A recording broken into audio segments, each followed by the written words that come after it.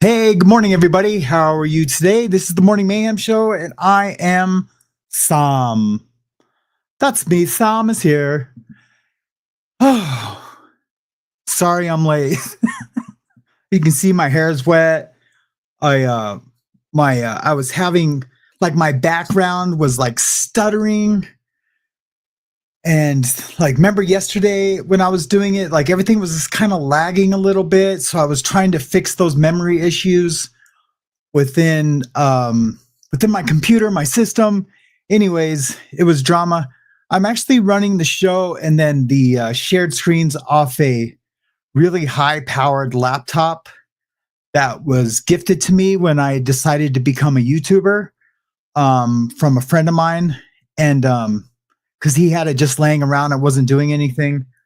It's a little older, but it does what it needs to do. Like I've like edited like super big video files and it goes real quick. I would love to do it on this PC over there. That's my that's where I do edit videos. I would love to do the show from there. We would never have any latency issues. But you know, it is what it is.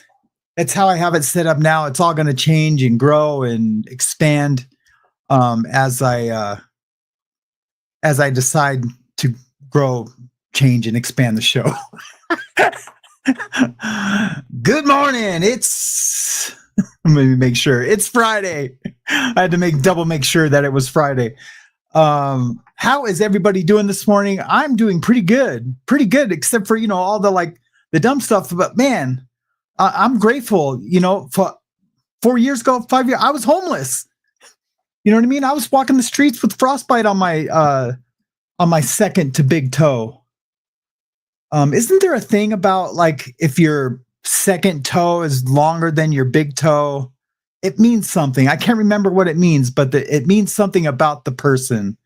What do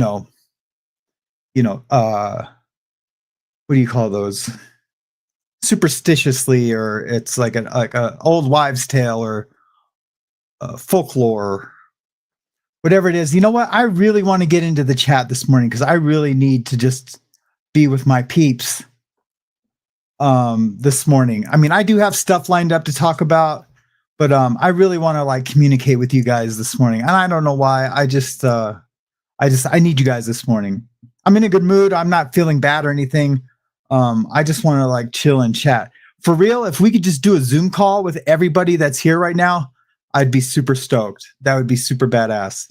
But let's see who's here. Lacey Silver, Emotional Support Canadian. How are you this morning? It's so good to see you. Haven't seen you in a bit. Heather Rhodes, good morning. How are you? Sherry LeBron, how are you doing this morning? I did send you an email last night. I don't know if you got it yet. It was kind of late. It was like 1 a.m. when I got to emails. And then I said, you know what? I got to shut it down. I need to get some sleep for the morning show.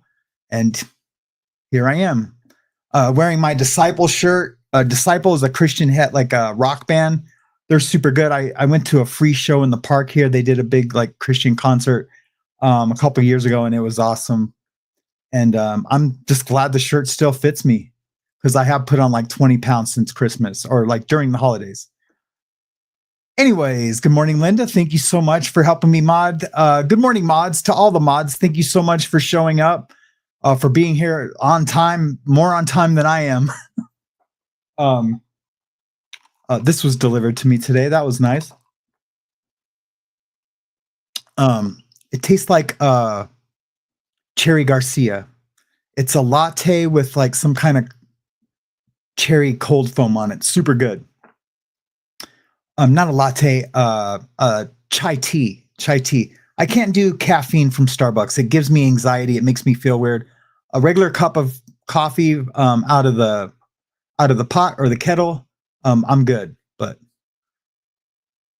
good morning, Heather. I'm so glad you're here and you're okay. It was lovely texting with you yesterday. It sure was, and I'm so glad you're here and seeming okay. If you need anything, just reach out to us, me, anybody. Good morning. I already say good morning to Linda. Good morning to Love It. How are you this morning? So good to see you. I'm doing great. Thank you for asking. This week I'm starting a new What I Believe list. Oh, let's talk about this real quick before I continue. Love It says, this week I'm starting a new What I Believe list. I did one 10 years ago, maybe longer, ended up with 124 things. The first two are still the same. Everybody wants to be loved. Everyone continued. Everyone has full plates. Wow. Yes, that is so true. My plate is so full.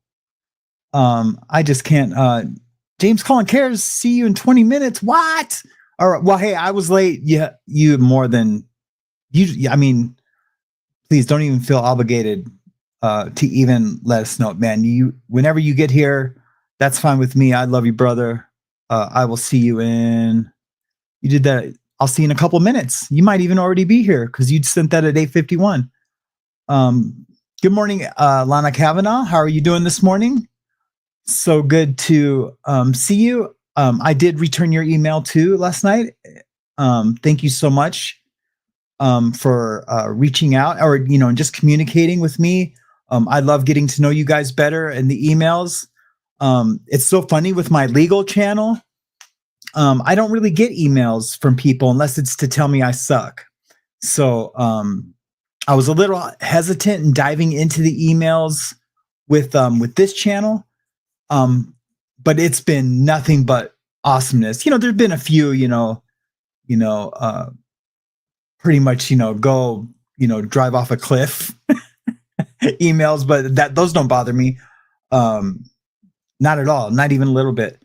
But yeah, the emailing everyone in this community has just been awesome, good or bad, even if it's constructive criticism towards me. I love it. I love it. Completely and honestly, truly. Good morning, Tan Louie. How are you doing? Oh, I said it without adding the A. Good afternoon to you. Good morning. I almost did the funny voice again. I like doing the voices, but I don't want to overdo them. Toby Sprosty, good morning from Chicago. I used to stay in Chicago just for a little bit. I was in like Tinley Park, I think it was called, or Tinley Park. And then I lived on Goth Street downtown. I think it's South Side. This is so long ago. My roommate was actually a U.S. attorney. He was a U.S. attorney. It's so dumb. We went to Aspen one time, and he got hurt really bad, and we took the train, like the Amtrak. You get like a sleeping car in the Amtrak, and so we took the train to Aspen. I don't even think that run even runs anymore. From Chicago to LA, that goes through Aspen, and man, what a good time! What a good time! That was such a great time of my life. But he got hurt really bad, really bad. Goth Street. It was like Goethe Street. I only stayed there for like 6 months. I was helping out the owner of a club called the Metro. Good morning, Ghost Rider 611. I always feel like when I say good morning to you, I should be like, that's right, Ghost Rider 611. Glad you're here, brother or sister. That's me telling you guys I'm going to be late. Working and listening. Awesome, brother. Who else is here? Motherbird, good morning. How are you today? I am doing well. Hopefully everyone is doing well indeed. James Collins scares. See, I told you he'd be back already. Who's calling me? Somebody from Fairview. I'm good. I need to put you on silent. So glad you're here, brother. Loved your appearance on that podcast yesterday. Rest in peace to your friend. For sure. Nico Yeg, how are you doing this morning? here, but was catching up on another stream. I don't recall you ever saying good morning to you. I mean, I possibly have. I'm a super manicky guy, and I might have ran through it, but good morning and welcome to the show. Thank you so much. I think a lot of people watch and don't, comment or, enter the chat, which is fine. That's super cool. Hey, Boho Hobo. Long time no hear, I feel like. Are you waiting for a response from me from an email? Please let me know that, and I will double check the emails because, some emails get lost in the queue. You answer some and then more come in. And so like, if I go backwards to check to see if I missed anything, if I see a bunch that I've responded to, I assume that they have all, since it is a new email, I just assume they've all been checked. So please let me know if you're waiting on a response from me on an email. I would appreciate that. That goes for anybody. If you didn't hear from me last night on an email, please let me know in the chat or just send me an email saying, hey, I sent you an email. There might be a couple that I didn't get to because it was super late. It was so late.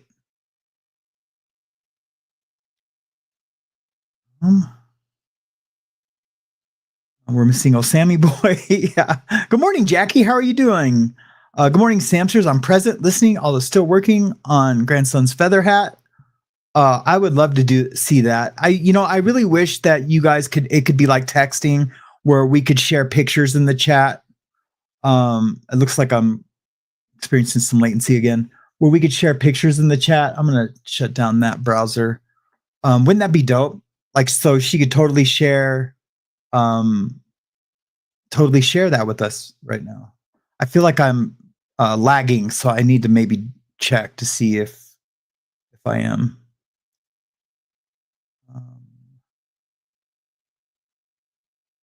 Morning, Heather Marie Houston. Good morning, Dentist. How are you doing this morning? Or afternoon, I'm sorry. Yeah, what a week, right? What a week. And thank you so much for the, for telling us we're all beautiful. Well, I thank you, kind sir. Or ma'am. Actually, I always assume, I say brother or instead of like, it's just sister doesn't come out smoothly. So I apologize, guys. Good morning, Woofy. So good to see you. Where is your, oh, okay. Man, I thought I didn't see your wrench for a second. My eyes moved too quick on the chat. Am I missing anyone? Is Caddy Connie and Loudmouth Linda here yet? Did I skip over that? I thought I seen them already in the chat. Well, good morning to Caddy Connie and Loudmouth Linda if they are already here. I think they are because I know I've seen them. I could be mistaken. Okay, let's go down. Let's go down with the underground. Or downtown with Julie Brown. Do you guys remember Julie Brown? Was it Julie Brown? She was a VJ? Downtown Julie Brown? Downtown with Julie Brown? I can't remember. One with Cats. Hey, good morning. It's so good to see you this morning. I'm glad you're here. Thank you for being a member. And thank you for everyone that has gifted memberships. I really appreciate that. I think there's more gifted memberships than people want to be a member, right? So I wish someone could tell me, is there a way for me to assign gifted memberships? Oh, that reminds me, Woofy, I need to send you something. I'll send it to you in an email. Somebody told me to send you some money from a Venmo. Anyway, we'll talk about it in email. Good morning, Heather. Good morning, One with Cats. I left my door open today in hope being that my my cat Kiwi comes in. She's the camera shy for some reason. I don't know why. She wasn't with Mariana. She would just like hopped right in her lap. I would love for her to hang out with us, man. She wrestles with me. This is the only cat I've ever had that will wrestle with me. Like she literally will like, I can like flip her on her back and go like this with her. And then literally like grab her like underneath her arms and like flip her over and she'll like go bam bam and like pat me. I mean, I can literally wrestle with her. And if I stop and like say if I stopped and like lay down, she would like run over and like just start hitting my face until I start wrestling with her again. It's the craziest thing. And she'll take my keys and drag them somewhere. And look, where's my keys at? Oh. Look, these are my keys. They have a big old carabiner on it. Two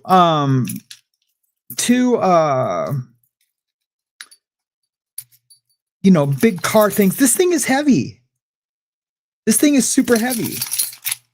It's got all my Father's Day keychains on it that I get for Father's Day. It's got my big air tag on it. And she literally drags this thing over. It's nuts. It's nuts. I love my cat. But I hate it when she hides my keys. Auntie Monkey Pants. Hey, how are you doing this morning? I always giggle when I say that. And your smile makes me smile. Your smile, you have the same smile as my middle daughter. Well, she's the youngest middle. So out of the four, she's the second to youngest.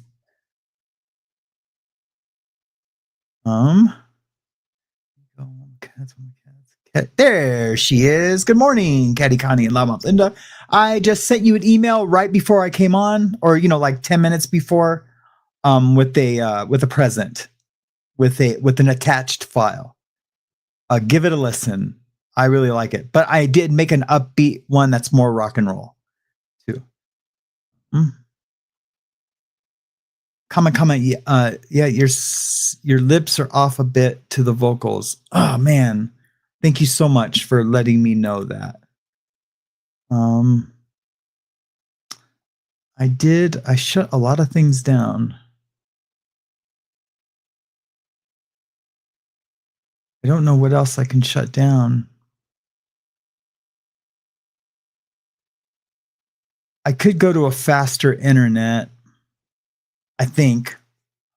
Let me just check something really fast.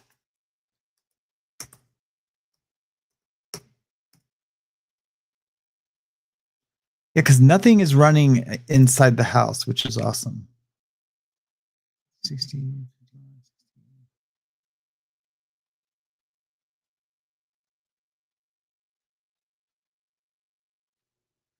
Yeah,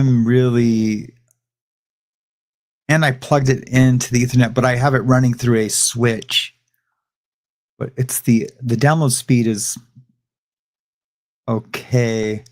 The upload speed seems fine. I wonder. Yeah, the upload speed seems fine. The download speed seems a little thing. Let me know if it gets really bad, and I will do something. It seems kind of okay right now.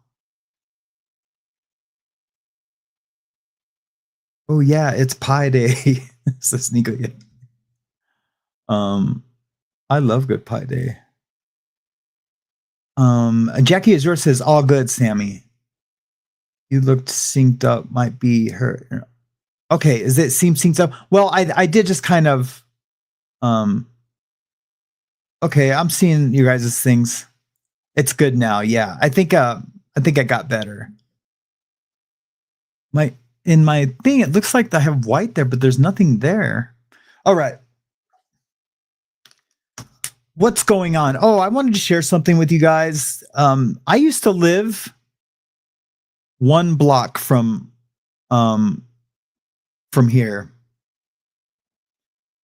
I literally did. I lived 1 block from here in a warehouse. I've talked about it before. It was like an artist loft. But this is the mission. So my parking lot and the parking lot to the mission butted up against each other. There was a fence in between it. So like all the pastors and everyone that worked at the mission and then, you know, the volunteers, we all shared like a parking lot, but there was a fence in between it. And then my building was on San Pedro Avenue. And yeah, this is what it looks like on 4 square city blocks. And it's just absolutely it's just sad. It's just sad. And I think in the coming years, or you know, it's going to be my mission. Suicide awareness is also kind of like my personal mission. I haven't talked about that too much. I do talk about my best friend who unalived herself a couple of July 17th ago. I have talked about her when I tell my story. But she from that moment I have attached I've attached myself to that awareness, you know, kind of movement dealio. For the first year I like really dove in, and I was on the board to we did like a walk for awareness in September for Suicide Awareness Month. And but yeah, so I just think along with that, homelessness I think is something more tangible, like I can sink my teeth into. And we're gonna find in the future some good programs that we can help raise money with. And I don't mean I need you guys to send money there, but we're gonna think of some ideas to raise money for it. I will never accept money into my Venmo or my channel for anything like that. It will be .org or .gov or something that we will raise money for and send money to. I think if I've been on for like 10 years and I've established a trust, I don't expect anyone to trust me with money like that. I'm an ex-convict. You know what I mean? I know a lot of people probably would, you know, just on vibe, you know, but you know, you have to, yeah, I think we can all have blind trust and some blind loyalty. But I think it has to come it can't come without, evidence, right? So like, I think you know, if I'd been doing this for 10 years and I said, hey guys, we need $1,000 to throw at this girl. Her house burnt down. She's a single mom and, you know, she needs, you know, clothes. You know, shoot it to me and I'll shoot it to them. You know, if I've been on for 10 years, you know, you could possibly do something like that. But even then, why would there have to be a middleman when we can just get, you know, that young mother's information and just send it to her Venmo or whatever, you know? I don't know if that's all making sense. I'm just saying, I really want to help the homeless, and not maybe even particular down here. It's a lot of addiction down there. Like if we watch this long enough, we'll see drug deals. We'll see people getting high. It's absolutely horrible. Yeah, it's absolutely horrible. So but you know, it helps you feel grateful for what you have, even if I was like living in that camper tour bus like I was last year for 9 months. I should have watched this every day because, you know, I was really, really down on myself and really sank into a depression that I wasn't providing correctly for my family, especially for my daughter. Have I ever told this story? I'm going to tell this story real quick. Let me remove this. So one day, we're living in this camper. The weather is super cold. It's like 50 below. We can't use the plumbing it's like a tour bus type camper. It's got like 5 things that come out, maybe 4, you know, like slide outs that come out. So it was pretty big inside, it's still just that one skinny hallway. And that's what you feel like you live in. Everything is down, in this one hallway in the RV. So it was so cold we couldn't use the plumbing because the filters kept freezing and exploding, right? The water filters. And after a couple of those, and I was just like, we just can't use it. I put some space heaters underneath and tried to like wrap them in what did I use? I used like a tarp and some other things. I can't remember what else. Oh yeah, I had these big pieces of foam and like styrofoam. And so like I cut it and taped it and tried to like keep the water warm from the water that was coming in. But then like the hose would freeze, or because we couldn't keep the water on to keep water moving through it. Anyways, and it was so cold that it didn't matter. That it was with the wind chill close to like 50 below. It was really that bad. And so we weren't able to shower all the time. We would have to go to the guest house where we were supposed to be living, which still had my buddy's company's offices in. We'd have to go over there, but it was hard, and they were working a lot, and it was cold, and we just wanted to stay warm. But anyways, and Hazley hated showers. It only had a shower. It didn't have a bath. So, Mariana would have to shower with her or some, because she was, younger then. Now she could probably do it on her own. The moral of the story is what I'm getting to is that I had to take her to school sometimes dirty. She looked clean. And it was hard to get laundry done, but she looked clean per se, but she wasn't, and I knew she wasn't.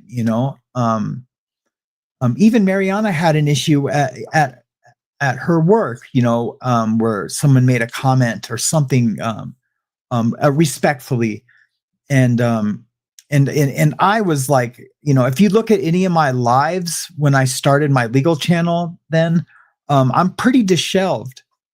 I just got a big, sweater on. My hair's just kind of messy. I maybe looks a little greasy. Not like gel clean, with product, but, you can tell the difference. Anyways, I took her to school one day and she had a little smudge on her face, and I dropped her off and I seen her go in and she said, "Bye, Dad." And, I'm not going to cry right now because I've cried about this so many times. And she was like the dirty kid. And I remember the dirty kids getting picked on in school and bullied in school. And even like in kindergarten, I was guilty of that with this one girl. Her name was Robin Rush. I'll never forget her. And she had red hair and everyone picked on her because she was dirty. And I might have participated in that, just saying she was ugly or whatever. I don't recall ever doing that ever again, except for like that time, I was like 4 or 5 years old. And I know even then it felt ugly. I am an empath. I've been an empath since I was a tiny person. And I don't say that to like belong with you guys, because I know we have a lot of empaths in this community. I just am and have been forever. And, try being in a prison gang and being an empath. I was a different person. I pretended to be rough and tough and be mean and you want to kill me? Well, I want to kill you. That kind of guy. But when it came to politicking, I was always trying to de-escalate instead of escalate. And what they're used to in prison is escalation. But I was always like, no, let's give him a pass. Let's let him live. We say that as a metaphor. Instead of like beating them up, let's just let them, walk and live. And walking means like to walk the yard, still. So anyway, I knew that kids get picked on that are sometimes dirty, and it's sad and it's ugly. So when she turned to me and she said, "Goodbye, Dad," I seen that smudge on her face and I imagined her being the dirty kid, and I just lost it, man. I like pulled away from the school, and I couldn't see I was so sad. I couldn't see, and like, my wife was at work, but I never called her at work hardly unless it was an emergency, but I just felt like this was like an emotional emergency. So I texted her and called her, and she's like, babe, what, are you okay? And I was like, no, I'm not okay. We have to get out of this thing. We have to get out of this camper.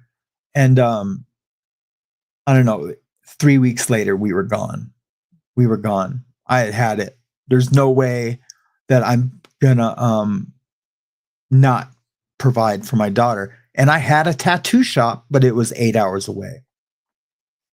And I went there to build another shop, and to, I got greedy. I got greedy. I wanted more. And it was a lesson. I had learned so many things from that, going there and doing that. There were so many lessons that I had to learn from going there and living through that. And that was all God. God knew I needed to make learn those lessons for what He had in store for me for the future. His, what I was supposed to be doing, and I didn't know. And I think it's all kind of coming together now. So I just wanted to share that with you. Seeing the homeless down there, just reminding me of that, and just to be grateful for what we have. And if you can, try to practice it every day when you wake up, because if you can start your day in gratitude, I generally have a better day. But it's easier said than done, right? You can put Post-it notes. You can put, you could write in lipstick on your mirror. I'm grateful for having this mirror and this lipstick to tell me to be grateful for that. I have a roof over my head and food in the fridge, and if you don't, reach out to me. We can help you find some resources or something. Get it figured out. Anyways, that was a lot. I am Mr. effing digression. And where we at? Stubborn, my girls. Comment. Jackie Azure says, says, we were stubborn. My girls packed water, used outhouses throughout the entire schooling. 2002. Our girls graduated. That is awesome. Listen, we were stubborn. My girls packed water, used outhouses. Yeah, that's yeah. And it's a lot of it's in my head. And Mariana will tell me, she's like, honey, she's gonna be okay. Like, if I feel like she's being, like, if I always ask her, how was your day? And she'll always tell me, so-and-so, said she wasn't going to be my friend anymore, and she's going to be Rain's friend. And I'm like, well, what happened? And she's like, I don't know. I'm like, well, are they picking on you or anything? And she'll like say no, but she knows that it gets her attention from me too. She'll be like, well, yeah, kind of. And she might exaggerate a little story or something. I see through it when she's not really being honest, but she doesn't really lie. But she knows that she likes to see me want to stick up for her. And I do. Like, if I knew like some kids were picking on her, I would lightweight go to the school and pick her up and be like, which one is it? And I'd be like, hey, well, don't be mean to my daughter. I haven't done that yet, but I feel like that would be something I might do politely. I'm not going to like bully a little kid or anything, but I don't know. When she first started, there was some things with the school itself, and I had to be stopped from going down there. Comment, when you have nothing, you become grateful for everything. Yeah, I think that's was my lesson. Thank you, Angie Mo. Hey, and good morning. I didn't see you earlier. Thanks. I'm glad I found the community that does, because it's not going to change. It's not going to change. I always say like, oh, sorry. It's just who I am. And it's like, I know how to be quiet when it's time to be quiet. But if I'm here to talk and I'm talking about things, I'm going to do that. If people are here to hear me talk and hear my opinion on things, then yeah, I'm just glad it's coming off okay. Let's see. What do we want to talk about? Let me return to the chat a little bit and just kind of back up. See if I missed anything. Comment, hug Sam. I get that. We had a rough time when I was a kid too. My mom had to kick my dad out of the house so we could get help from the state. He went to Florida for a few months. It was tough. Yeah, and you know what? You made it. You know, I have to realize that with my daughter. I have to realize she's resilient. She really is. She does make little comments about, you know, she asked me one day if we were poor. And I think that's my fault because we talk about money. And I'm like, no, honey, we're not poor. You know, you've never gone without a meal. You've never, you know, there's kids that sometimes don't get meals, miss meals. You have 10 million stuffies in your room. I buy her a prize. We call it prizes, but it's usually like a little toy, a little, you know, animal or something almost every day. And so I just let her know, like, no, we're not poor. But because, you know, we had to move to an apartment from a house, you know, and when we came back, we weren't able to get into a house right away, you know, to rent one. I think she feels like she's poor, but she'll get over it. And now that I'm saying it out loud, I'm thinking, you know what, she needs to experience this with us. And I experienced it when I was a kid. My mom just built a brand new big old, and it's not an atrocity, but monstrosity in Virginia. And I didn't live like that. You know, we went from apartment to apartment, a trailer house a couple of times. And you know what? When I think about it, I never thought like, hey, we're poor. That's just how we lived. And there was always food there. And I was always taken care of and provided for. So I have to realize that with her. She can be a little sensitive to things. But I really think it's because she hears me and her mom, because we talk about everything and she's within earshot. She hears us just discussing money and discussing material things that we would like to, or things we would like to do, go on trips, things like that. So, yeah, but like kids are resilient. Like I never once thought that we were poor as a kid, but playing it back, yeah, we were poor, but we were okay. I'm just going back looking to see if there's any other comments.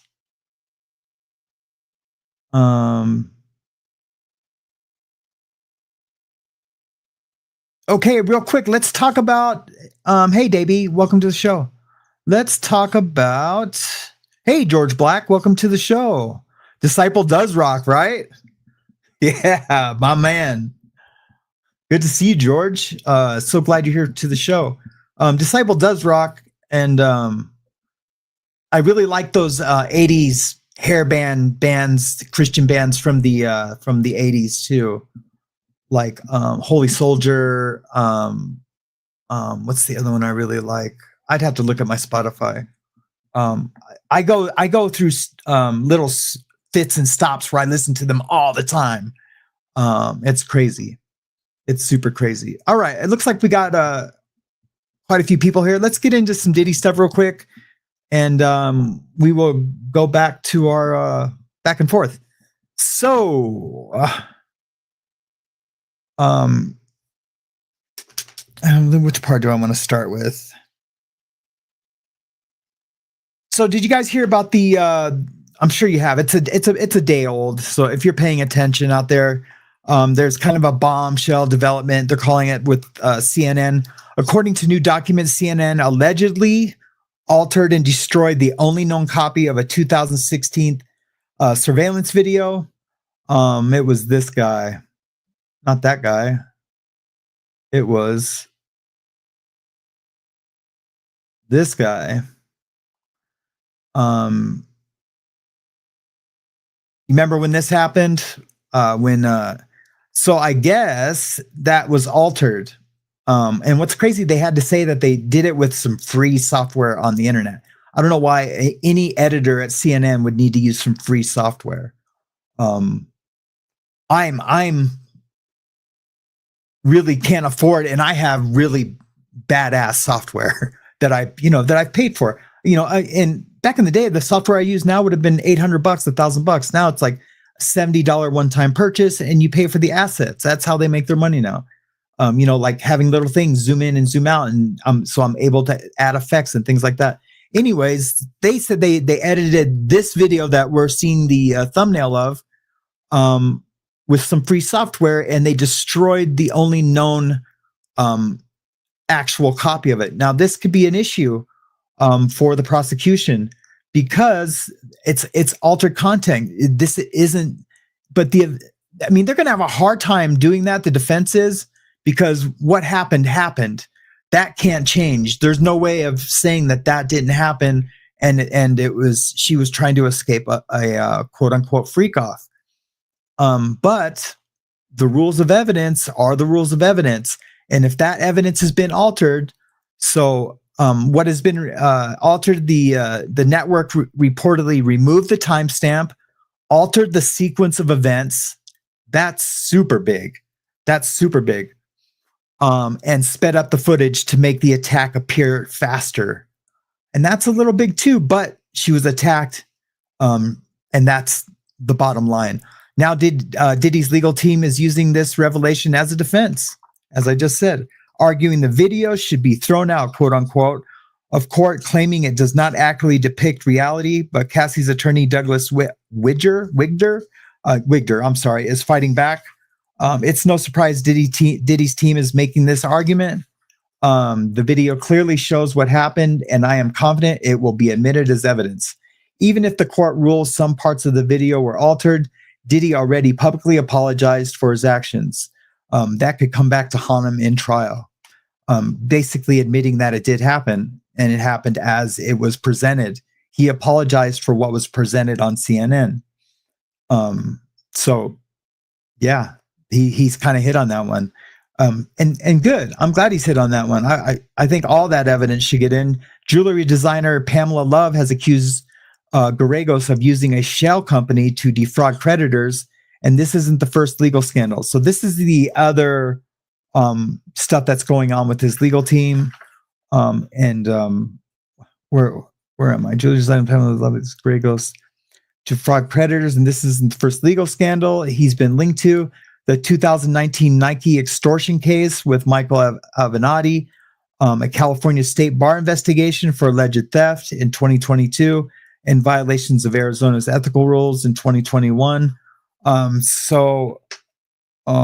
I print this thing twice? Arguments.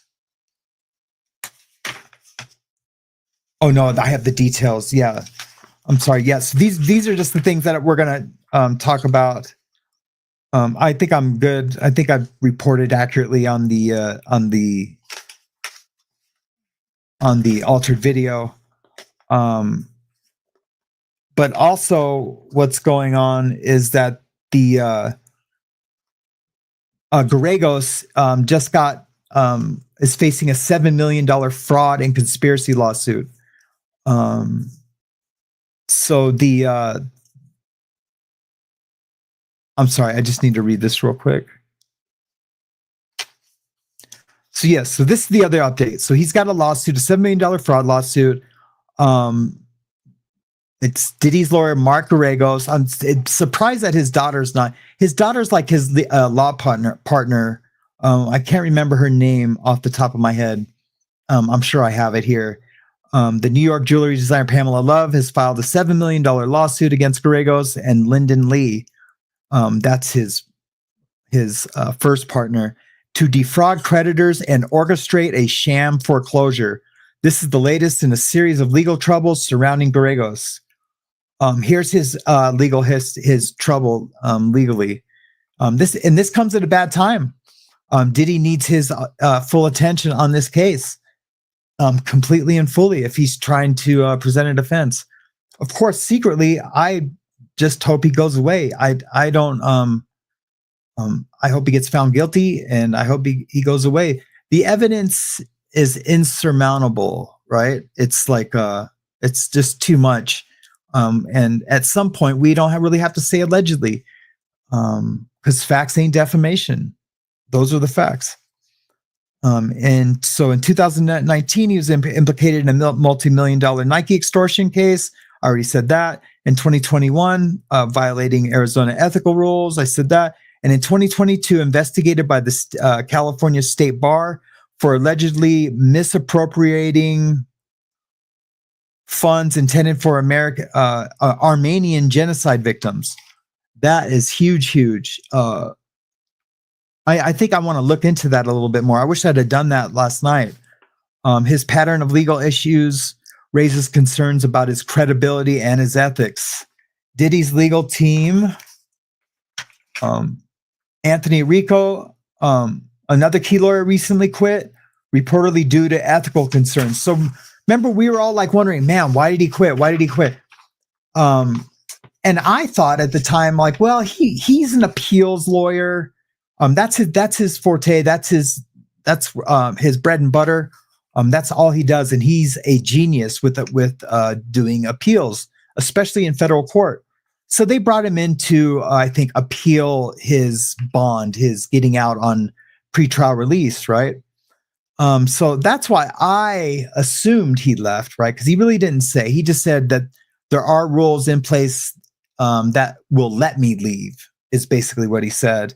And so now I believe that he left because he sees his legal team that he was a part of doing fraudulent stuff. Does this sound familiar to some recent stuff that I've been going through? So when you see, you just like, even if you like have contemplated like, oh man, you know, I guess I could participate in it, but do I really want to do that? Did that Anthony RICO really want to participate on anything that's walking on the edge of integrity or fraud, you know, having integrity or being fraudulent?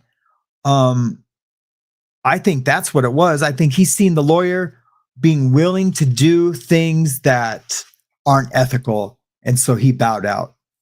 I didn't think that before, but now after all of this and hearing this, I didn't know about the Armenian money being misappropriated. I didn't know about that. Also, potential impact on Diddy's case is if Geragos is further implicated, Diddy's legal defense could weaken. The RICO charges against Diddy may extend to his attorneys. That's heavy.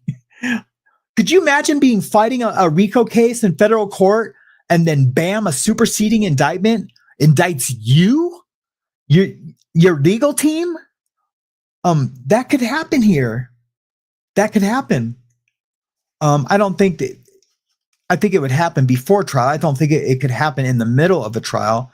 If they did something to warrant to being brought in as co-defendants on a RICO case, they would go through this case and then file a new indictment, a brand new indictment, not like a superseding indictment, to attach onto this indictment. So that's all pretty heavy. So yeah, if Geragos is further implicated, Diddy's legal defense could weaken. The RICO charges against Diddy may extend to his attorneys if prosecutors uncover deeper involvement in criminal activities. That's so huge, man. 3 bail requests have already been denied, likely due to concerns over his legal representation and potential flight risk. Wow. See, you know, we can't be there. We don't get the minutes of the hearings, you know, and I'm not saying like this has ever been talked about, but you know, they might be denying his bail for multiple reasons, but also the reasons that like, look, we believe that your lawyer is part of your RICO, you know, so we're not going to let you leave because you guys might all hop on a secret plane and leave, or a boat or whatever. So my final thoughts is Diddy's offense strategy is unraveling as his legal team faces mounting scandals with key attorneys facing fraud allegations, conspiracy accusations, and internal conflicts. His case is looking increasingly difficult to fight. If his lawyers are compromised, Diddy may be left with no solid defense in court. I have to write these summaries because of the way I digress. I know some of you like it, and I like it, but I don't want to. I don't want to get off point. You know, I want to make my point. So that's why I insert all my notes into Notebook LM, and they keep it together for me. So it's awesome. Notebook LM is amazing. I wish I could be an affiliate for them. I would love to show all the things I do with Notebook LM. I can voice dictate into Notebook LM. I can grab a case, you know, a video, put it all into the thing, and then I can have it do an outline, and then I can make my final notes all with the microphone, and then have it spit out, you know, my little summary. And I love it. I think it's. I think I'm walking like that fine line between AI and old school. You know, I'm not a journalist, but you know, old school radio, you know, talk show, you know, writing my my voiceovers. So because I do want to keep it real as much as possible. Dude, I thought I was going to have a major issues with my car yesterday as I was on the highway. And I started wobbling, low air in 2 tires. And I ended up on the highway with no effing exit for mile. Isn't that? Oh, doesn't that always happen? Sorry, Kim. I know. I don't know if you wanted this on the air, but she said, "Dude, I thought I was going to have major issues with my car yesterday. I was on the highway and it started wobbling, low air in the tires, and I ended up on the highway with no effing exit." I was on a not a poker run, but it was a bachelor party, and I was on a friend's Harley. I was trying to buy it from him. Whoops, sorry. And whenever I get past like 80 miles an hour, these guys are all doing 100. They're like biker dudes, you know. And me and my buddies were in the mix, and I was invited to go on it. I had just met the guy. It was his bachelor party, and we just took this long ride, like up to the mountains and down. What's the Beartooth Mountain? It's close to here. It's in Yellowstone National Park. But anytime we get over like 75, 80, my front tire would wobble. And that's scary on a Harley Davidson, right? And we got to one spot and some dude's like, "Oh, you need to check the air." And I was like, "No, I think that's fine, man. I think it's the bike." He's like, "No, check the air in your tire." Anyway, so we get to the spot where I could check the pressure. Yeah, it was like a third of where it needed to be. Once I got air in the tire, it was fine. But, you know, I really could have got hurt. Like that tire could have, you know, the rubber could have cut and blown out, and, you know, if the pavement would have hit that raw spoked wheel, or, you know, I mean, that would have slid, you know, it would have been sparks sliding. I wouldn't have been able to control it, not doing, you know, almost 100 miles an hour. So yeah, it's scary, right? And like, you didn't have an exit for a long time. Yeah, it's scary because you didn't know it was air in your tires. It could have been like your whole hub, you know, that was causing you to wobble. So, all right. So yeah, that's pretty much the little Diddy update. I had all these images to show while I was reading the story, but I get caught up in talking about it. So I do it every time, right? Here's the images I was going to show while doing the story. But at least I showed one this time, at least. And it's not even the good one. That was stupid. But it was showing an image of the video that has been altered. That is huge, man. I know a lot of people think, well, like, no, it's still, you know, what happened. Yeah, it is still what happened. And I hope he gets found guilty 10 times. But the rules of evidence are tricky when it comes to not only altering it, not just that, but like the chain of custody and what happens to it. And yeah, it can be super strict. It can be super strict. Look at these guys. These guys were fighting, or they almost were fighting. Oh, you missed that. I thought these 2 guys right here were getting ready to fight. Actually, I probably couldn't show that anyway. So that's good. What else we got going on? I am gonna do a story on Andrew Tate and his brother. There's a lot of stuff that's happening with that. I mean, nothing that's like breaking news, but just a lot of stuff going on in the background with those two. They're starting to make more appearances here and there on the on YouTube, on different podcasts.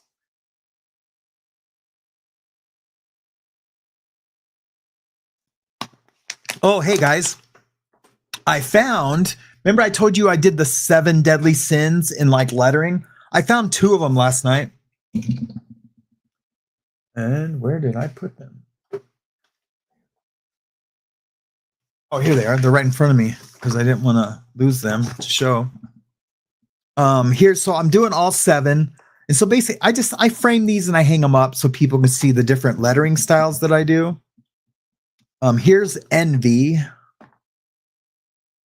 See it. You can kind of see it. That's envy. And then I have pride. I kind of like this one. I like the 3D of the actual stroke of the letter. Trying to keep it straight. That's pride. I'm looking for my wrath. The wrath one I did is cool. It's got like these dripping gothic like style of letters. I wonder if I could find I can't look for it, by just typing in wrath, because it won't find that style of lettering in my my thing. What else is going on? There was there's Epstein stuff is kind of making there's some little whispers happening. Bondi is I think given custody of the actual files that were hidden to Kash Patel. So Kash Patel is going over those files, I think, right now, and then they're going to be presented to Bondi with possible charges for more people. So that's pretty big news. I don't have enough information. That's basically what's happening, unless anything is broke, here in the past, I guess 24 hours was the last time I even really looked at it.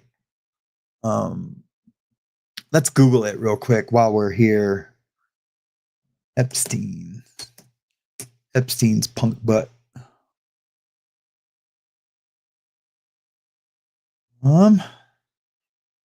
Oh yeah, there was Nancy Grace did do a kind of a cool little story on it yesterday. She sure did.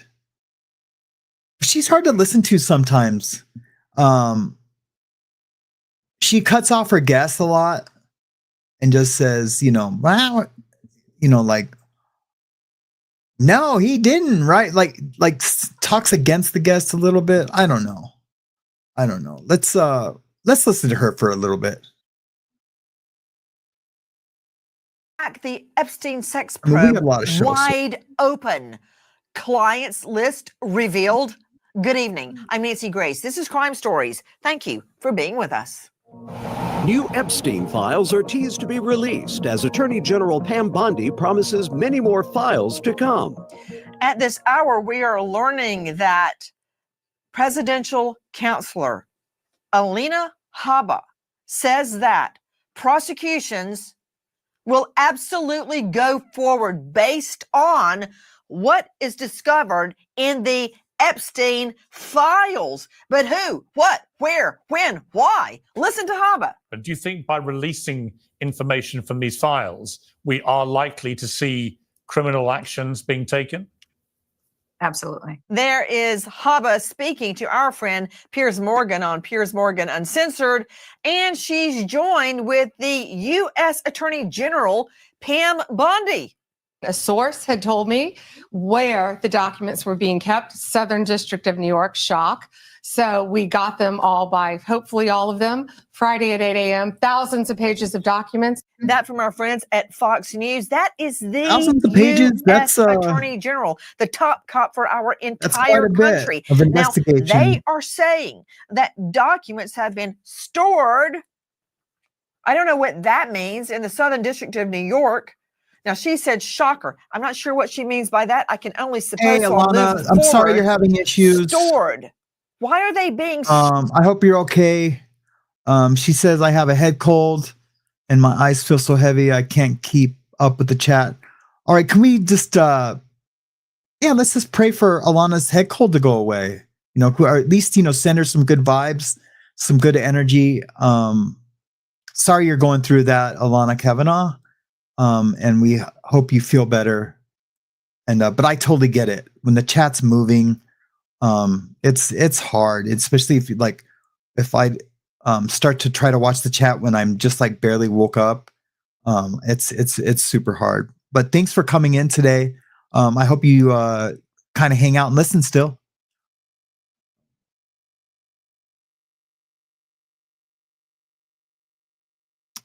Let's see. Let's get back to this. I just want to say I am not a Nancy Grace fan. But I don't understand that, I because do wanna let me hear, go straight like, out to Andrea what she Lewis says for joining a me, second. now partner at Cersei Law Firm in Palm Beach, Florida. But for my purposes, former felony prosecutor in Palm Beach County when Epstein's sweetheart deal. It makes me sick. Gag. When I think about that deal, I should probably hold you personally responsible. But since you weren't there at the time, I guess I can't. But see, when she says stuff like that, I know she's just trying to be stored. Why wouldn't they be funny. evaluated, analyzed to determine if there are other co-defendants other than Epstein and his pimp, Ghislaine Maxwell? Well, Nancy, you just hit the nail on the head. And to be clear, I was not at the office when this case was prosecuted, thankfully, because I do believe that this was a serious miscarriage of justice. He should have never gotten the sentence that he got. It was ludicrous. That said, to your question about this evidence being stored, well, naturally, anytime there's a case like this, you would expect that the evidence is being held somewhere, but it's also generally available on electronic Thank format. you, baby. We can see that in the evidence log that we've received. All that they have given us so far is this evidence log detailing that there are, in she fact, does get good facts, photos, and that's why we're watching her. videos, witness statements, a laundry list of other evidence out there that has never been disclosed to this day. So to your point, that's so funny. why isn't Angela. anyone? We're only Yes. gonna listen for a second. Let's just cut through it. Who do you think that Epstein and Ghislaine Maxwell, his hench person, are hanging out with? Nuns and priests and virgins? They're rich. They're child molesters. They're trafficking young girls. So who do rich people hang out with, Andrea? Other rich people. Who do you think? I mean, deduction. Who is going to be in the Epstein files? Other rich and influential people just like him. That's why they're sitting on it. That's why. It is. Well, that's exactly why someone needs to go through them, and they need to stop talking about it, and they need to stop saying they're going to be prosecuting people and then actually do it. Guys, you just heard Alina Habba speaking to our friend Piers Morgan, and you heard the AG. So I got,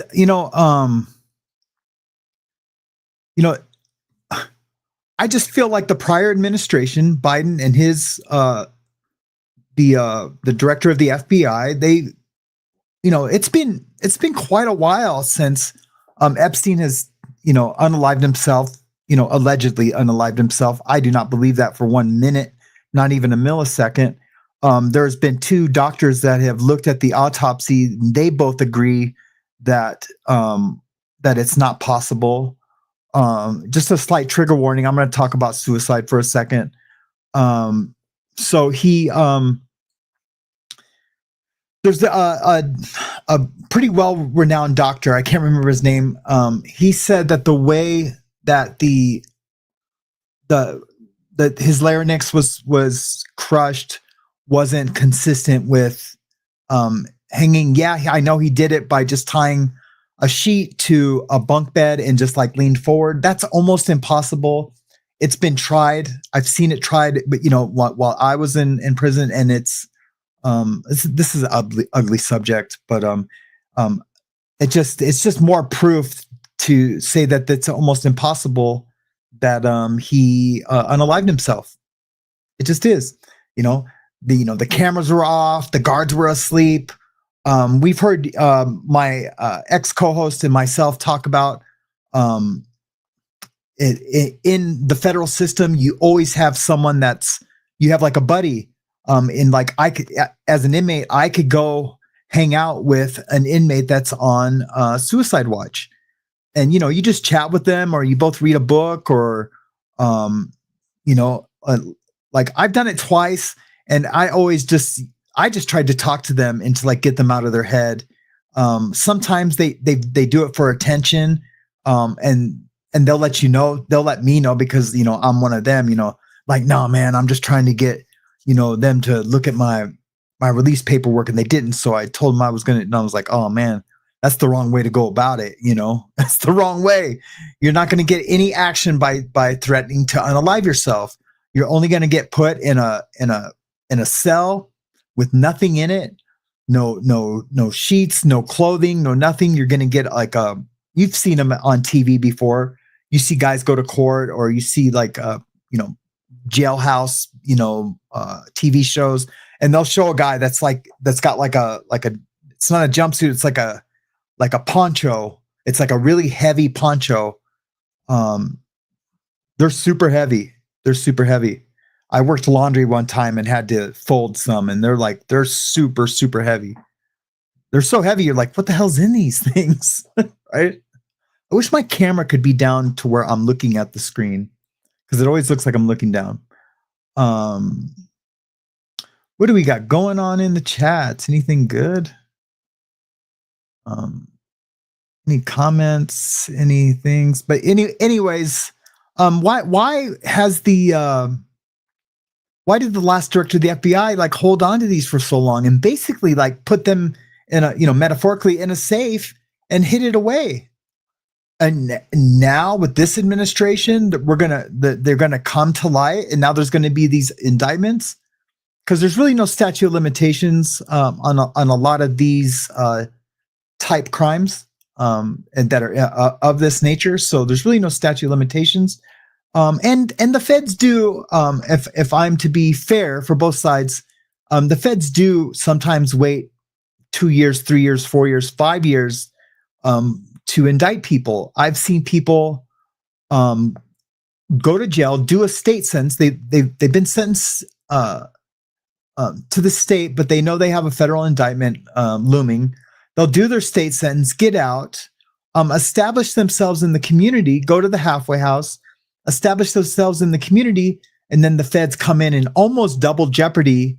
That's a thing in the legal system. Double jeopardy is when you get charged for the same thing twice, and it's mostly not allowed to be done. But sometimes, they can say no, it's a separate crime, but it happened at the same time.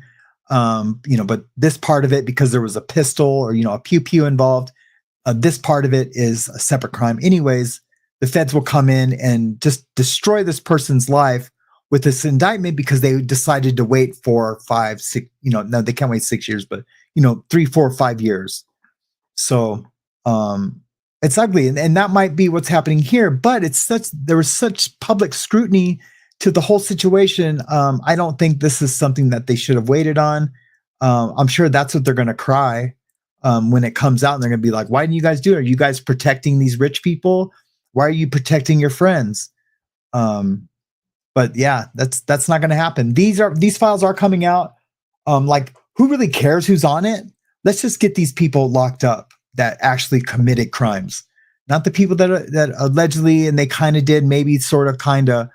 If here tell, there is a lot of proof and a lot of witness testimony on and victims that are testifying to real crimes that really happened, and there's lots of proof.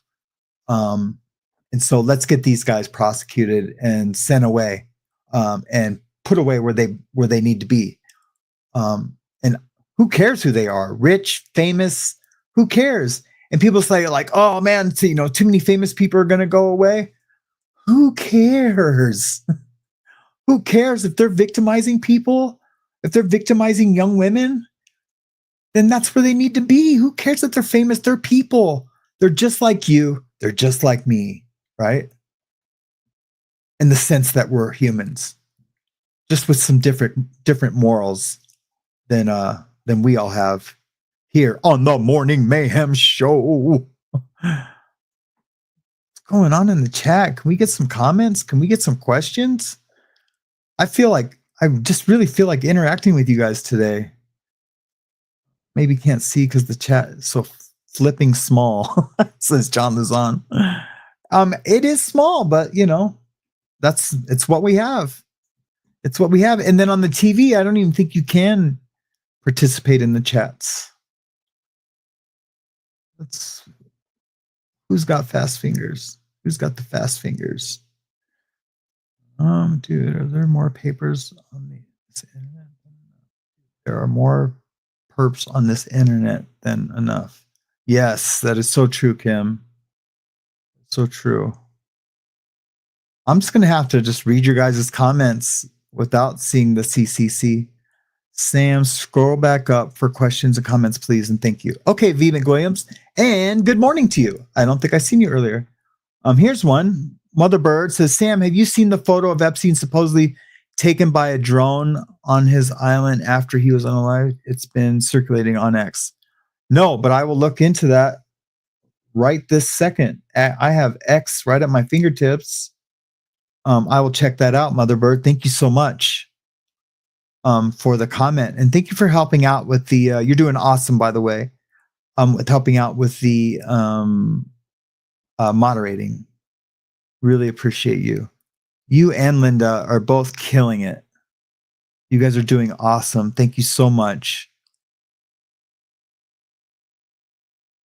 James already knows he's killing it. I tell him every day. And we text and we talk. Oh, I was supposed to call him this morning. I'm sorry, James, brother. I will call you right when the show's over. That's right, Motherbird. Epstein didn't unalive himself, and Diddy is done. Cooked. Gonzo. I'm looking, V. McWilliams, I promise. I need a producer. That's it. I might have to do like a daily $5 I need one $5 super chat every day to pay a producer. V. McWilliams, question, Sam, can you do these shirts with airbrush maybe?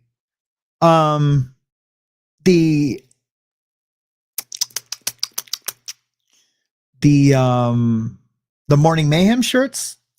I can. So what I would do is I would design one with an airbrush. I have an airbrush and all the things, right? I would get some illustration board. I would airbrush the design, and then I would take a digital, image of it, and then I would change that to a PSD file that would have layers. I would lay out all the colors, the CYMK. I'm just talking fancy to seem intelligent, but I mean, these are all real things. That's what I would do. And then, yeah, I would print the shirt. I could definitely do that. So each shirt wouldn't be, I wouldn't airbrush each shirt, which I mean, I could do that pretty fast. I'm sure you guys have been to carnivals and you've seen guys do like cartoons of people with an airbrush, like in real time. I mean, I could do that, but it would take a little while. But I could do one image that looked airbrushed, right? I'm sure that makes sense, right? Why does it look like there's nothing on my mouth, but it looks white in the corners of my mouth? Blech. I've drank plenty of water. Maybe a little too much caffeine. Thank you for the question, V. McWilliams. What do you think? Does that sound like that? You guys would like that? V McWilliams, please let me know in the chat if you would want like an airbrush style Morning Mayhem shirt. I'm sure you guys would just love whatever I would do. All my shirts look pretty cool. Thanks, James Collins. I knew you would like that. I should show you guys. I've shown you guys my shirts before. I'm sure there's some new people that haven't seen them. The few designs that I do have. Is there more comments and questions? Oh, I see you guys love the lettering. Thank you.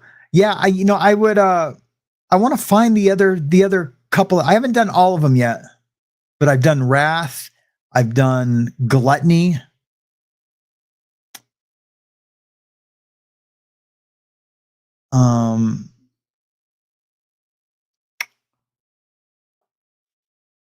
Those ones are in frames though. And I had them right here at one point.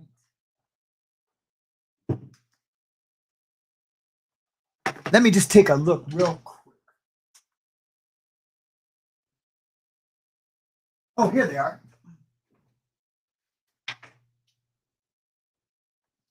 Here they are. Here they are. All right, it's show and tell time on the Morning Mayhem Show.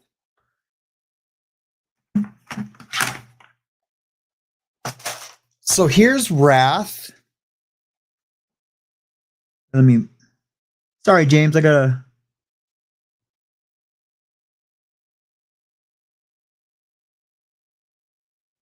Isn't that dope?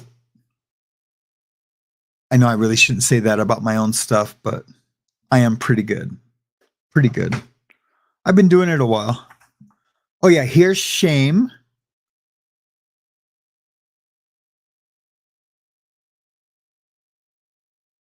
All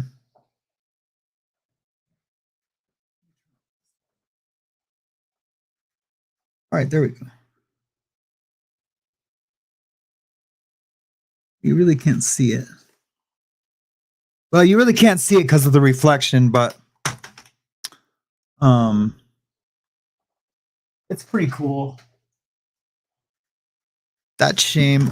I don't know. Can you guys see that? Kind of, right?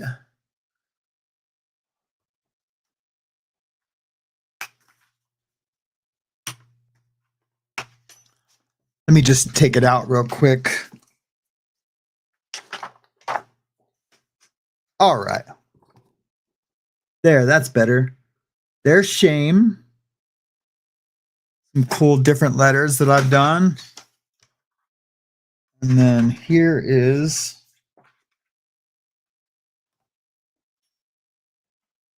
this is the deadly sin that I participate in the most, for sure. For sure. There's Gluttony. It's not my favorite style to do, but I do like those letters. Of course, my favorite style would be, the old Chicano type lettering. And then this Wrath. I love doing those. I've done this style on Mariana a little bit, not with lettering, but with I've done some like watercolor, black and gray, toned flowers, and then I've did some like I'm gonna have to come up with a name for those, for that style, that drippy, pointy things. Should do a collage with all the 7 sins would make for a great tattoo. It surely would. I have done a sleeve of the deadly sins, but like, well, I mean, I guess that's what you're talking about. It was, all collaged in. But yeah, I should design like a collage of the deadly sins, to put on paper, and just like one big thing, but with something representing the sin, something kind of like, yeah, I definitely like that. See, my favorite lettering is the style on my forehead. It's very, Chicano influence.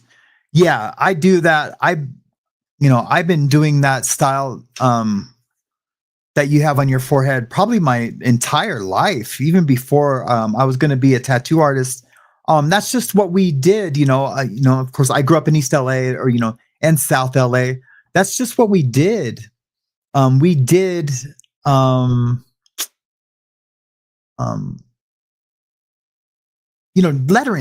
and we graffitied a little bit, I have a big on this side, you can't really see it, but it's like it's like a gas mask when he's got two spray cans. Because I eventually ended up doing that. And then I picked up an airbrush and started airbrushing because, you can only do so much with a spray can. You can't do anything small, and I don't want to commit a crime every time I want to, do a piece of art. So I got into airbrushing. And, that was really the reason why. I had friends going to jail and I wasn't a jail guy then, I'm not a jail guy now, but, eventually I became an addict and decided that jail is okay as long as I could feed my addiction. But when I was a citizen, just a regular guy, I wanted to create art. I had to break a law to do it. And just wasn't down with that. I wasn't down with like sneaking around at night all the time and creating art. So I had the desire to create the art. I just didn't have the desire to be in jail for destruction of property and, having to do community service, painting over graffiti. And that's another bad part. When you get busted for doing that, you have to go cover other people's graffiti. And that's real hard for me to do too, especially when it's a beautiful piece of art, and you had to paint over it. Put me at a Goodwill and I'll fold clothes or something, or, pick up trash at the side of the freeway, covering someone else's artwork. But I think they do that on purpose because they know the psychological part. But, a lot of guys, there's a lot of famous graffiti artists out there. And of course they can paint their stuff wherever they want and they'll get paid to do it. But, back in the late 80s or early 80s, really late to mid 80s, there was no safe place to graffiti.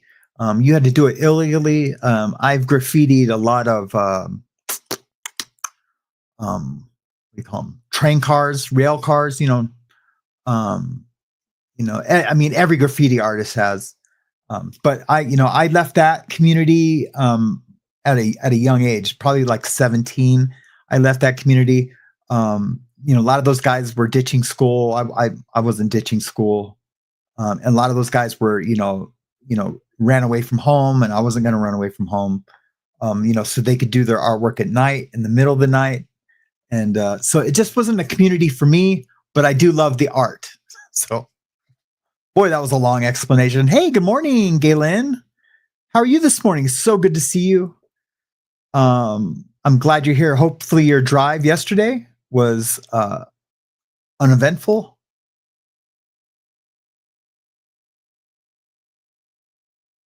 I thought I just saw. Thank you so much for the super chat, V. McWilliams, or super sticker. I super appreciate it. And Hoboken Native, for the producer fund. Thank you. I would too. If I could find someone, it could be like one of you guys. If I, at least just like give them like $5 a day, that would be great. We could just do like a super sticker for the producer every day, and we would just give them the money to help me. They could, I could give them a login for this, and they could grab all the comments and the things. And man, you know what? We're gonna do that. Let me figure that out. Let me figure out all that. Yeah, why not? Why wouldn't I do that? I need the help. And so that would be, man, that would be awesome. That would be awesome. So it wouldn't be like a moderation. They'd just be producing.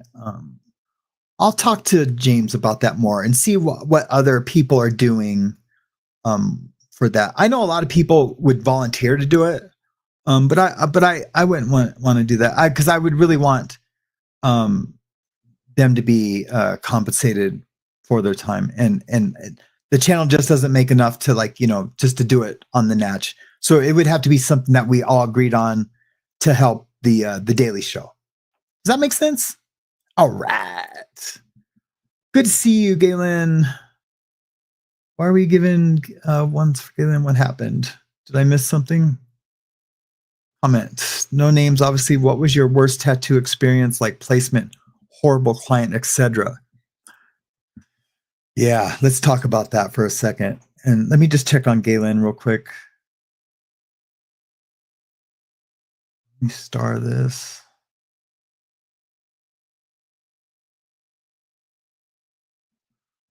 I'm just making sure Galen is okay. But this would be hard with thousands and thousands of people. Linda, did you do a show with Sam? Were we supposed to? Made it home safe. Hey, friends, I've always been okay. Thanks, Arlie. How are you doing, Arlie? It's good to see you today. Got a comment from Ian. Ian says, bit dark and maybe not for everyone, but thought a show idea as a one-off. We could send in photos of the ones we lost to mental health addiction with their story attached. Yes, Mariana did something like that yesterday. And at the end of the show, I bawled when they showed some of our friends, and they showed my best friend, of course. That was the picture labeled Christina. And I've talked about her before. And yeah, I would love to do a show like that if you guys were up for it, because it can be emotional. It can be super emotional. And as long as we did it like as an awareness show, yeah, that would be awesome.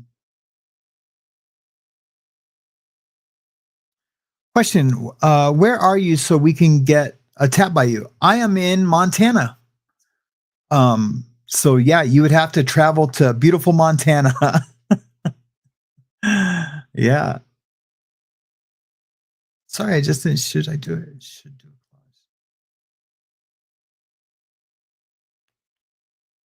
Oh, I'm missing something. Hold on, guys. I feel like I'm missing something. I just want to be. Comment Pam Pawar says, rich people seem to think they are untouchable and they need to know they are. If they do the crime, they need to do the time. That's right. They do feel like they are untouchable. And, rich people who commit crimes feel like they're untouchable. Hi,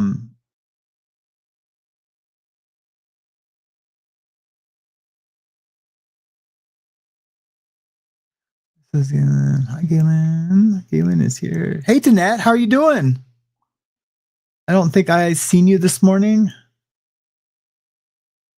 There she is. I just want to make sure she's okay. I'm sorry. I'd seen once for Galen. I just wanted to make sure I wasn't missing anything. Like yesterday, I almost missed Heather's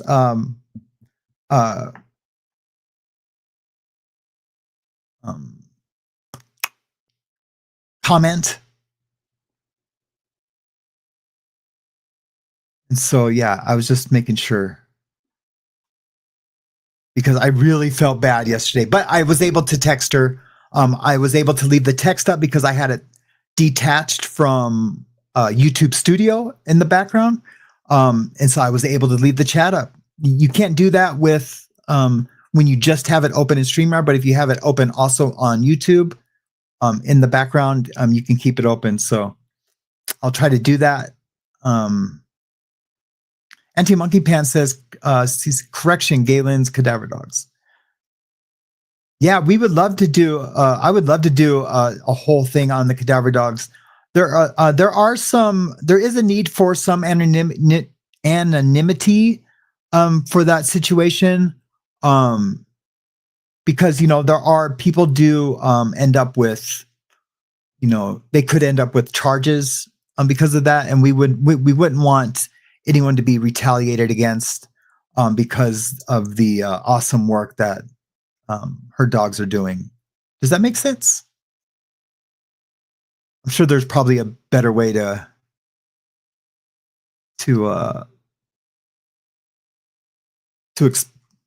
explain what I was just trying to explain. Why so many mods? I'm the only mayhem. You are, brother. I heard my wife's friend said that she was going to get in a fight with you. And I've seen her fight. Yeah, I've seen her fight. Well, I've heard tell of her fight. I've seen some of the fight on video. Yeah, when my wife used to drink, they were out drinking one time, and someone that had slept with her fiance or something while she was asleep upstairs, they snuck off downstairs. Anyways, they were all drinking. They ran into her at a club, and it was all bad for that girl. D is no joke. There's a saying, there's like a saying, and it's like, oh, he's got hands, she's got hands.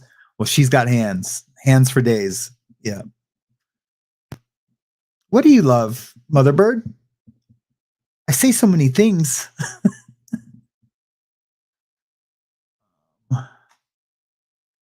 Thank you, Linda, for the $10 super sticker, or 10 euros, or yeah, super sticker. I really appreciate it. We'll put that to the possible producer fund. Thank you so much. Yeah, she would. She would kill you. Did V have a good idea? Sam, so you have a P.O. box due to cost. I thought a wish list on Amazon to save you money and we could still contribute. What does the chat think? Not trying to offend anyone, just a thought. So Sam, do you have a P.O. box? I do. Well, I have a mailing address. Due to cost, I thought a wish list on Amazon to save you money, we could still contribute. Oh, I mean, I'm down with that, but I'm super down with that. I do. You guys know me. It's real hard for me to talk about these things. I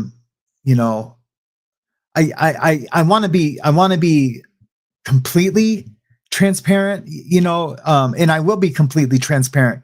But part of that transparency is to say, I am trying to provide, to have this as a supplemental income to my retirement. I have no other income but YouTube and tattooing right now. But the tattooing is I'm only doing, I think I have none scheduled for this week. I do have one scheduled for next week. You got to remember, I used to do 3 to 4 tattoos a day, every day. I was booked out a whole year. I used to be booked out. And that's why I have back issues, because I was bent over like that for years and years tattooing. And yes, the hip injections have been awesome. But yeah, I would love to do something like that. I didn't even know you could make a wish list on Amazon. So yeah, I'll make a wish list. But yeah, if it's offensive to anyone, I apologize.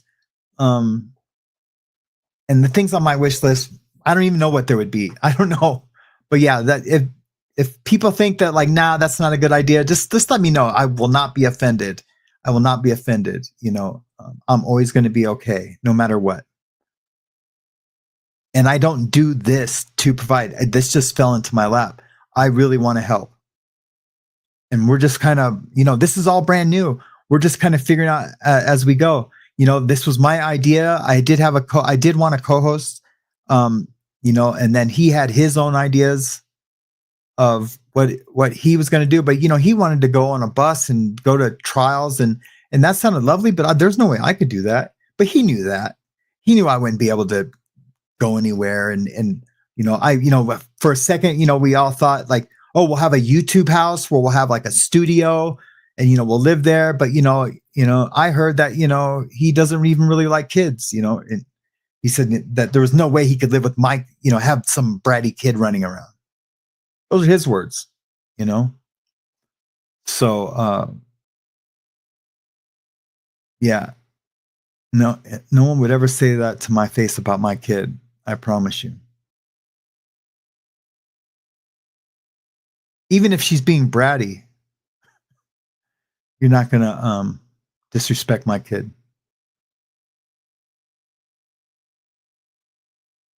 Okay, I will. V. McWilliams, thank you so much. I surely will. I'll do that today. Mother Bird, question. Cam, Saw Law and Crime is going live with the Diddy hearing in about 30 minutes. Really? Can we watch it? Can we? I'll fly us there. What's up? Yeah, let's watch it. They're probably just going to be outside. There is someone that's on the inside, and I have them on X.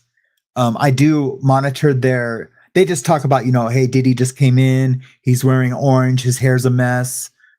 His lawyer's coming in. Him and, the prosecutor are talking. He gives me like a up-to-date thing. Like, he does not just me, the world, I've never met the person. Yeah, let's watch that.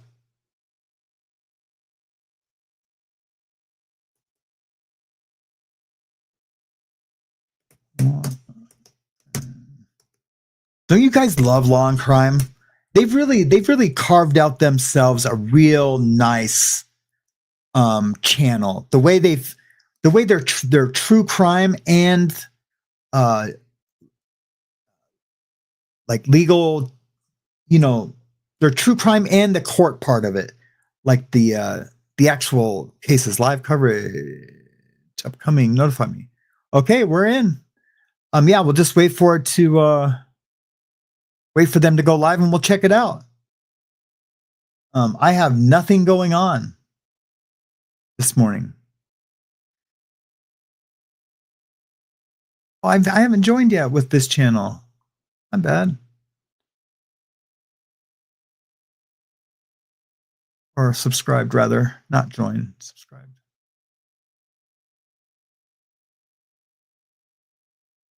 Cool. I'm ready to go when it's ready to go, guys. And thank you for the heads up. I appreciate you guys. I love this community. What were we talking about?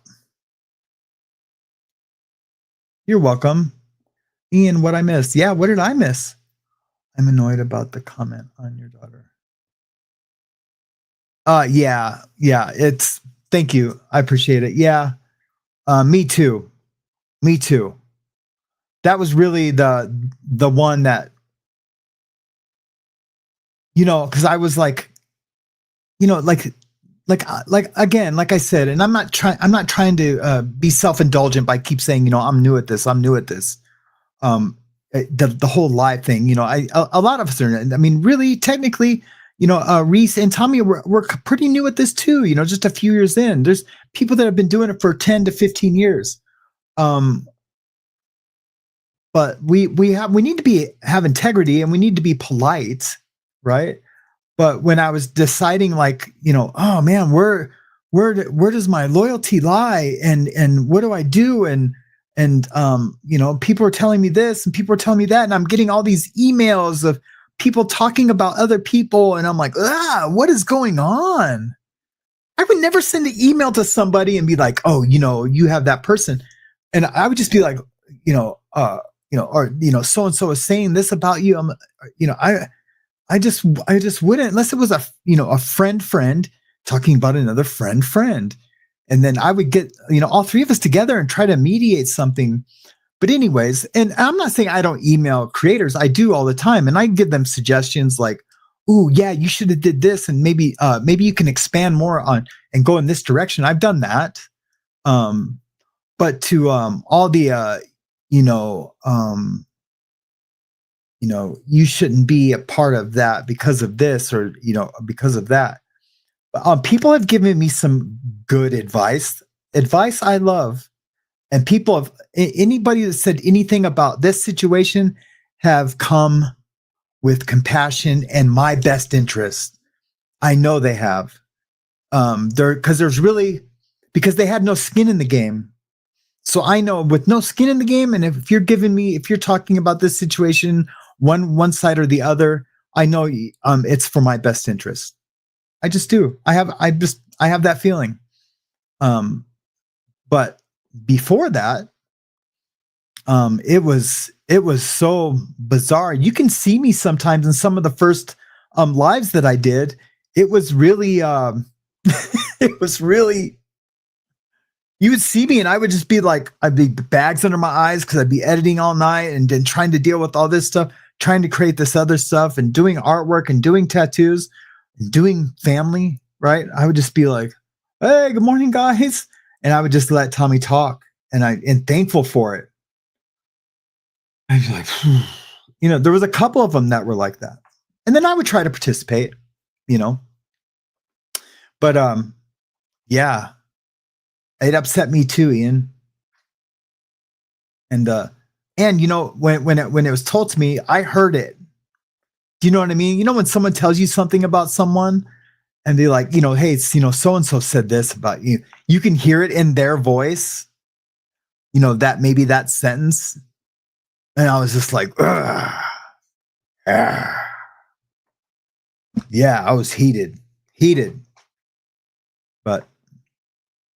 And heartbroken at the same time. Everything and nothing all at once. You guys ever heard that saying? I think Green Day said it in a song. What song is that? Everything and nothing all at once. Anyway. Hitler's hair is white now. I've heard that too. Well, they don't have hair dye, but they do let them have do-rags. So, but they would never let him wear that to court. Not in a million years. But the sketches I've seen, like that, that's a sketch from a hearing. But that might have been a sketch from one of his earlier hearings. V. McWilliams. I do believe that's probably one from an earlier one. Yeah, because his beard is lined up. Yeah, that's probably a sketch from an earlier hearing. Yeah. And I mean, how old is the guy?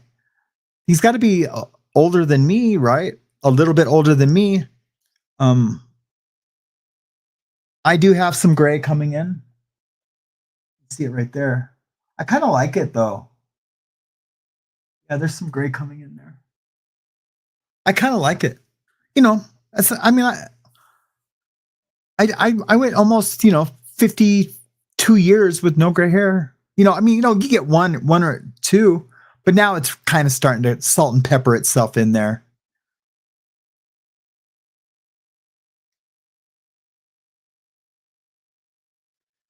Comments. Sammy, God puts people into our lives. You deserve a wish list. Let us bless you if we can. Post a P.O. box if you can. Thank you. Okay, cool. Thank you. I will. I appreciate that. I really do. He's 55. Well, then I'm older than he is. That's crazy.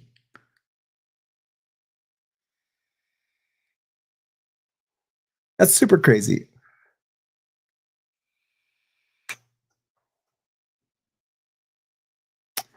I do have something else I could talk about too, and I just really don't want to talk about it. Let me pray on it, and I'll see if I want to talk about it, and then you guys know. I mean, nothing major or nothing like that, but just like another, situation that I'm just like, and it's not involving Tommy or Reese or anything like that. It's involving like others, surrounding all that. And it's just YouTube is a trip. YouTube just blows me away. Every day I just something new. I'm just like, wow, it's the Wild West for real. it's the Wild West, and that all the Scientology stuff. I don't know if you guys watch any of that, like Marilyn Honig or Alan, or not Alan, Aaron. What's Levin, or is it Levin? Something like that. The Aaron guy. Those guys are all battling constantly. Could you imagine just being in your body with that, like all the time? Like that's your content, and they all say it's not their content, and that this has nothing to do with like Reese or Tommy. They're past all that. It's like all this like infighting, and it's just crazy. It's just super crazy. And if my channel ever turns into that, I know you guys will tell me by either one or two things. You'll tell me in the chat, or I'll see those numbers just go way down like fast. Please, that's how you guys can let me know. Please tell me in the chat first, like, hey, we really don't like the direction, we just don't like the direction it's going in. And I will appreciate that. But I doubt if anything like that will ever happen. If we'll be in war with another community, I want to intertwine communities, if they're worthy of our real estate. Does that make sense? Like I would never bring us to a community that wasn't worthy of who we are. I hope that makes sense. I do that with relationships too, friends and interpersonal and personal. All right, here we go. We got a little something going on.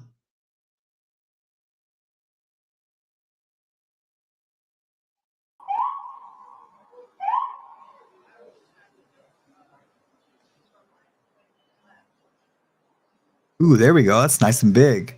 I like it. I like it.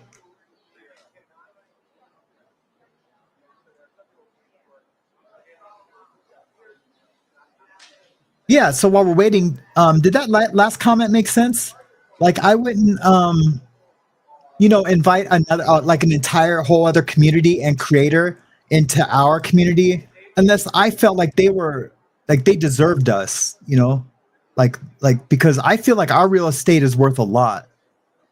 Like who we are as a community, and like the discussions we have, and how we try to encourage one another and protect one another. They would have to come with that, and I wouldn't say more, but with at least that.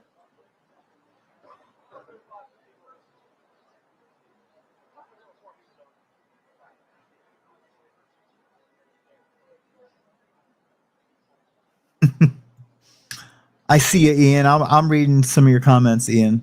I see you, brother. Yeah. As long as you are honest, truly honest with us, it'll be good. Thank you. Yeah. And of course I can tell you, I'm absolutely going to be. I can only prove it. I can only prove it.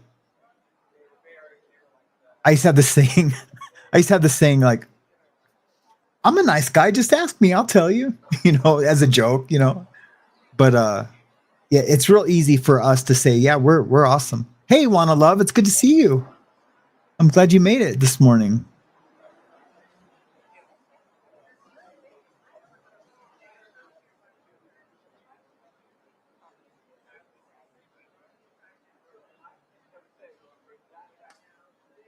Hey, Kat. Good to see you. Dead Cell, a lot of YouTube drama going on, especially in the Diddy verse. Oh yeah, there sure is, Dead Cell. I try to like catch some of it for entertainment purposes, but when I let it start affecting my mood, how like if you watch just a lot of bickering and fighting, it'll start to affect your mood. When it becomes not entertainment, because we all like to, see a train wreck every once in a while, as long as people aren't getting like physically hurt or, Jackie Azure says, YT can be very overwhelming, had to step back. Yeah, I mean, I'm sure there'll be a time in the future where I might say, hey guys, I'm gonna take a week off. And I'm sure everyone will be fine with that. And and then look forward to that day when that Monday or Saturday when I would come back and be like, man, I missed you guys. Sometimes, what's that? I don't know what that saying is. When you miss something, the heart grows fonder. Absence makes the heart grow fonder. Yeah. With one of my very first pieces of relationship advice. I mean, I was a teenager. I was really into this girl. And an older friend of mine said, he's like, well, is there something you guys do all the time? Like on the same time, the same day? And I was like, yeah, we always, we were watching some show. I don't even remember what show it was. It was something like Seinfeld or some show that we watched together every week. He said, one of the weeks, just say, hey, you can't make it, And I was like, no, screw that. This is like quality time that I get to spend with this girl. And he's like, no, just one of these weeks, just, say you had something come up and then that you'll see her, the next time. And man, it worked. That very next time I seen her, we had our first kiss. I was like, oh, man, it's making me like, feel it right now. Like talking about it, like that feeling, that initial love feeling, man, it was amazing. Yeah. So I'll never forget that. Never forget that advice. It just happened to work that time.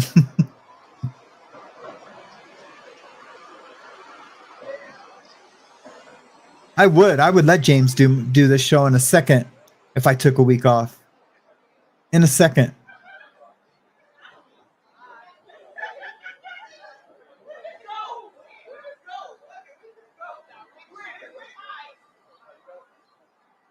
Yeah, everybody go check out James's channel. And if you like, please like and subscribe. And get in there and watch his content. I watched almost, I wouldn't say everything, but I watched a lot of the recent stuff and it's good. He is a gentleman. He really is. There's no and I'm just going to say this about James. There's nothing like hidden so far that I've seen in James. No, like he has no plan or agenda. He's just a really nice human and person. And if he comes off not like that in the chat, I think then he's just being misconstrued. Yeah, I really do. Like if I thought that it wasn't that way, I would talk to him about it. Like, hey, brother, you okay? Because this is the way it's coming off. But and if anyone ever feels like they've been slighted by any of the mods or anything, please let me know. And then I bet you it's a misunderstanding. Because so far, so good with the mods. They are just like amazing. I feel like they're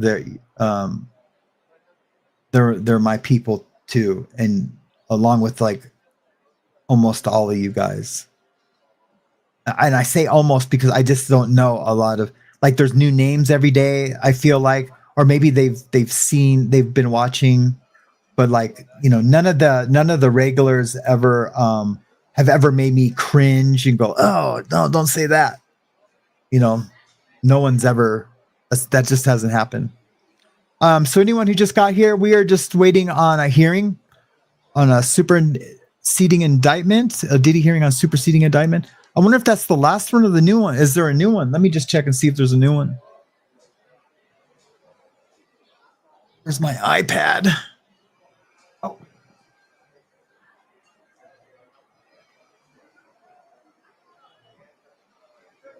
I had to sleep in Hazley's room last night because when I got done in we turned our bedroom into the YouTube room and our bed is in the living room. We turned our living room into a bedroom. And so Hazley likes to sleep with us, but she likes to fall asleep with us, but then we take her to her bed. Well, anyway, she was sprawled out sideways. Mariana was like at an angle, and there was just and it's a big bed, and there was just no room for me. So I went and laid in Hazley's bed with my iPad last night and fell asleep.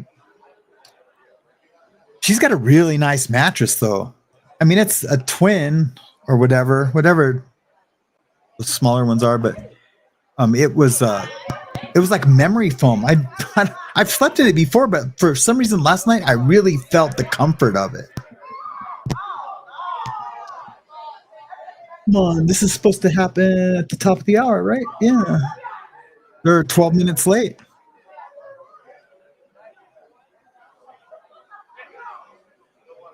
I'm just checking on if there's any new indictments real quick.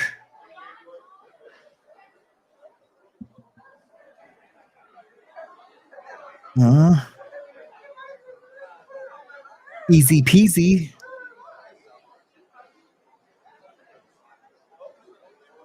Although you have a Pacer account, your current account has been disabled due to non-payment. What? You're crazy. Questions for further details on how to activate your search privileges, contact Pacer service. I will do that. That's crazy. Use you to log in and perform other activities, e.g. file, request. I did have to use this for filing. That's why I started. File, request filing privileges, but you will not have Pacer search privileges. Okay. Well, I guess I won't be checking on the time. Wah, wah, wah. It's okay. We're gonna hear about it. We don't have to have everything perfect, right?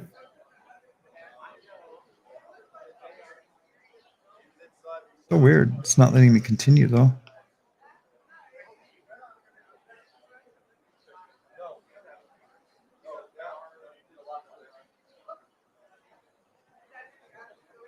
Mail from the App Store. What is going on with my iPad right now?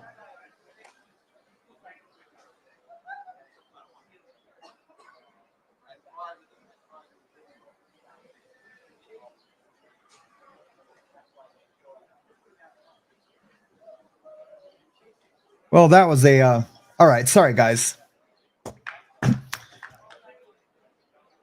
Yeah, I wish they'd get the show on the road. Well, let's go to the chat and see if there's any comments. See, Indictment 2 came out already. Okay, well, usually I would have instant access to that. I mean, I can show you guys. I have stacks like this of all the Diddy stuff I printed out from my Pacer account. It's super cheap. I mean, I have it. It's just like, I don't know why I would say a non-payment, because I always make sure that stuff's taken care of.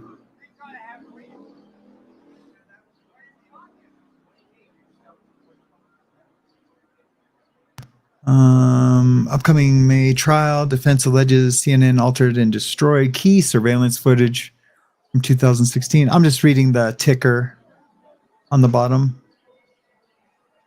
I guess while we're here, please, you guys, like and the video if you can. I appreciate it. It, yada, yada, yada. It helps the algorithm, which helps the channel. It just helps it get it in front of new eyes and possibly more people to come in and watch the show.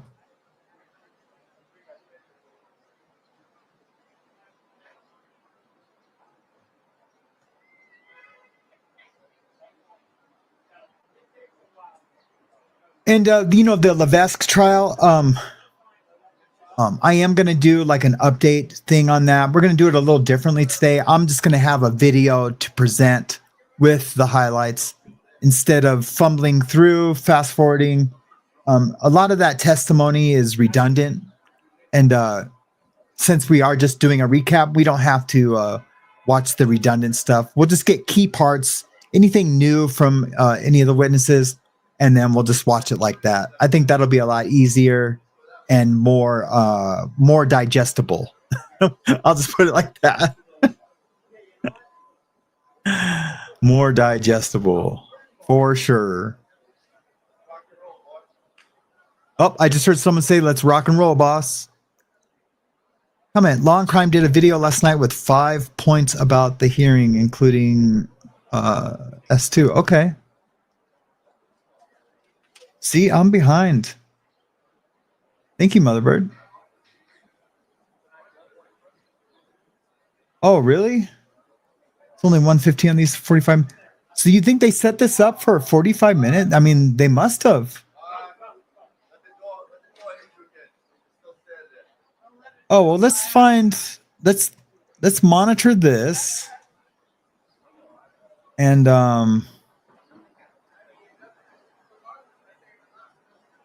maybe one of the moderators can text me. See my messages.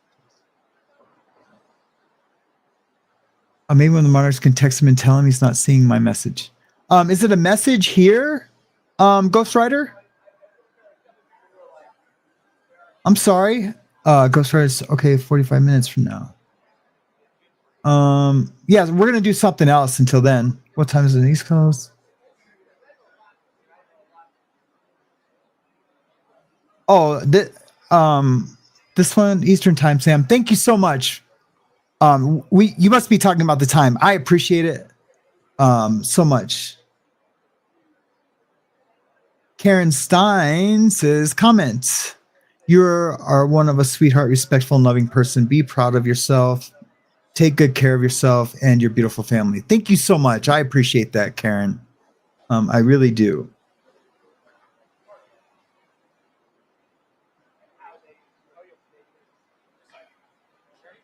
Karen Stein. I know that name. Hey, Karen Stein. I got a quick question for you.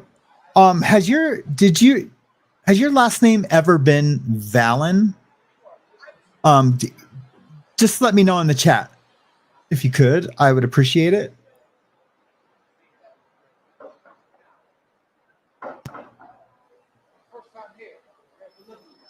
If she says yes, I'm going to start crying for a second. So you'll have to give me a minute.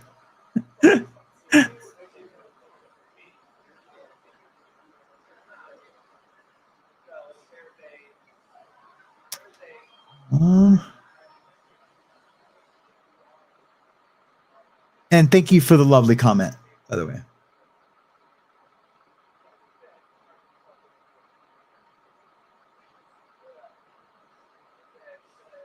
Hey, Ghost Rider, I'm sorry I didn't see the message. So we are gonna we're gonna check out the other trial real quick.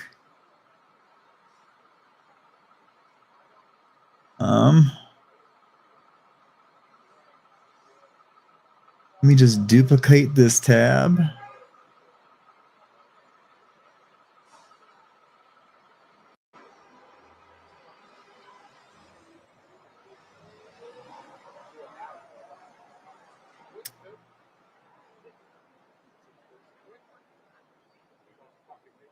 Yeah, we're going to go over to the Levesque trial real quick.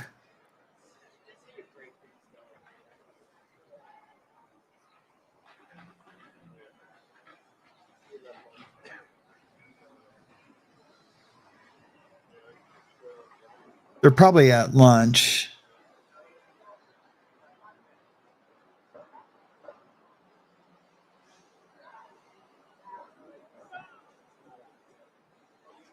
Oh no, we have the daughter of the defendant on. Let's see what that should be good. She was there.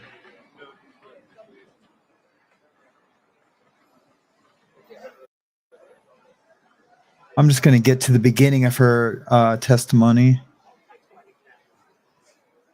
We don't need to see the video.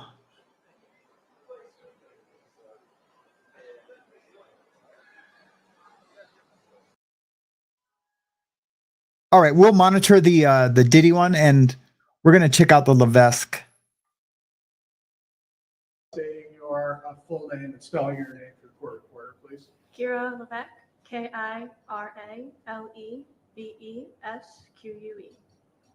And, you know, I want to be sensitive about some privacy issues, so I'm not going to ask about current, but I'd like to go back to April of last year and ask you where you were living on April 4th of 2024? 41 Summer Street. Who'd you live there with? My Okay. dad and my grandparents live downstairs. Who were the neighbors, as you know? Kyle and Angela. Let's move directly into the 4th. What were you doing earlier in the day or earlier in the evening of the 4th? I was working. And was that in Rochester? Yes. How'd you get home? My dad picked me up from work. And what did he pick you up in? A plow truck. Was your dad doing plowing as a job at that time? He was. And can you then describe for us Oh, she is petting a what rabbit. happened initially? I'm sorry. I was like watching the chat and just We got home and seen that it was a person. That is crazy. It must be a support animal. And you say plowing the driveway, then this was, I think we've all Yes, heard it this is, Tan Louis. It's the video, whatever. It's snowing pretty good, right? Yeah. And can you just describe the sequence of events in plowing as you recall it? well, I have to take a screenshot of that. That is so crazy. I've never ever seen anything like that. Driveway, and we were doing that for a couple minutes, and then he switched around so we could get like coming towards like the opposite end of the street, and we're plowing it like into our porch. And so let me just clarify. You lived in 41. Yep. The Violets lived in 43. Yep. When you originally described, Well, she's really petting that towards your driveway, rabbit. you're talking about That's awesome if it's a support animal. across 41. Yes. And I mean, then it must be. turn around It must be. Towards 43. Yes. You're, without getting into the lucky too bunny, much huh? detail, were you aware It's all the of loves. some prior, even if you want to call them incidents or however you want to characterize it, between your dad and Mr. Violet about the snow situation? No.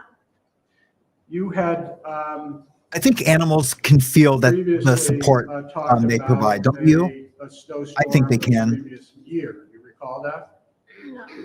So, Kira, I want to be, just fair with you that this event is now, a year old.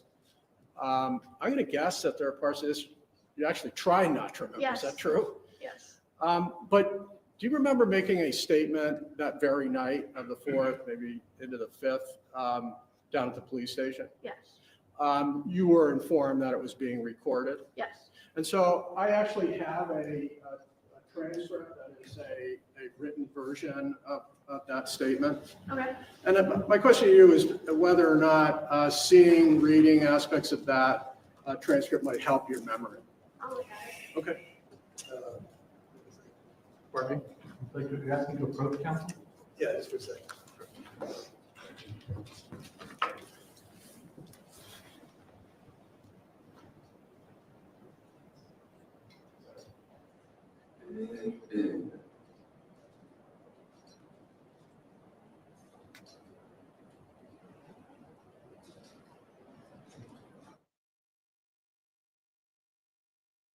Sometimes I wish I was a lip reader.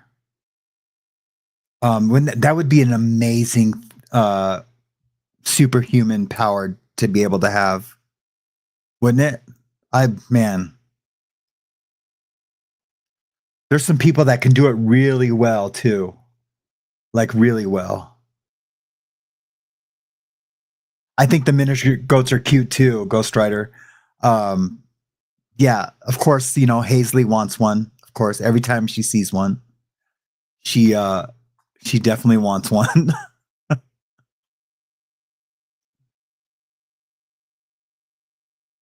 And don't worry, guys, I am watching the other live stream while we wait, just in case something happens early. I'm surprised they put it up this early. But, if they can get, viewers, it's purely financial. If they can get viewers just to put it on and wait, like we are, like I am in a open browser, that's a long view, right? And, that's how, long crime makes their money, a lot of it, and, or some of it. And,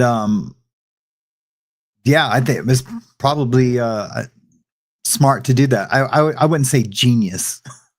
I almost said genius to do that. All right, let's.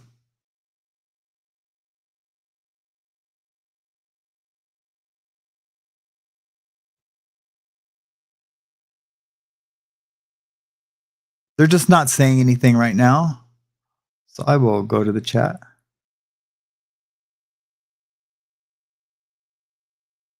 Lacey, James Colin Kerr says, you're awesome. Love, love, love, hug, hug, hug. Sorry, James, put you on blast there. If we can get a link to Caddy Connie and Loudmouth Linda's channel too, for Saturday show, that would be great. We could put that up, and so we can all have that ready for Saturday. Oh, that's tomorrow. Yeah, and I need to get on a Zoom call with them today. Yeah, that's at 2. That's right. I forgot. Probably a little earlier my time.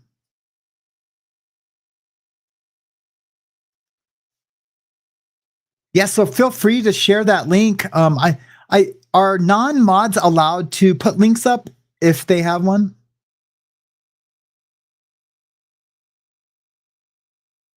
Yeah, I love that surprise witness. Of course, I would rather you guys watch it here, but that surprise witness is awesome. I love her commentary, and she's adorable. She's adorable. Like her backstory is amazing. If you guys can go back, I'm sure she has something where she talks about growing up in Louisiana, very, very poor, with a meth addict father. And she went to law school and became an activist, and for all the right reasons. I had asked you whether you remember a prior incident between your dad and Kyle about where the snow was going between the properties. Remember? He asked her about a prior event. And then I had. There we go. We got more volume. To a prior statement that night that you had made.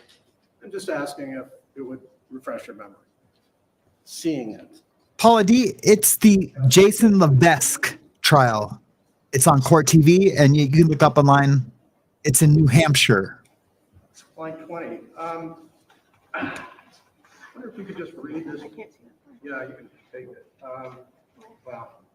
This whole paragraph you can read yourself. Let me know if that helps you.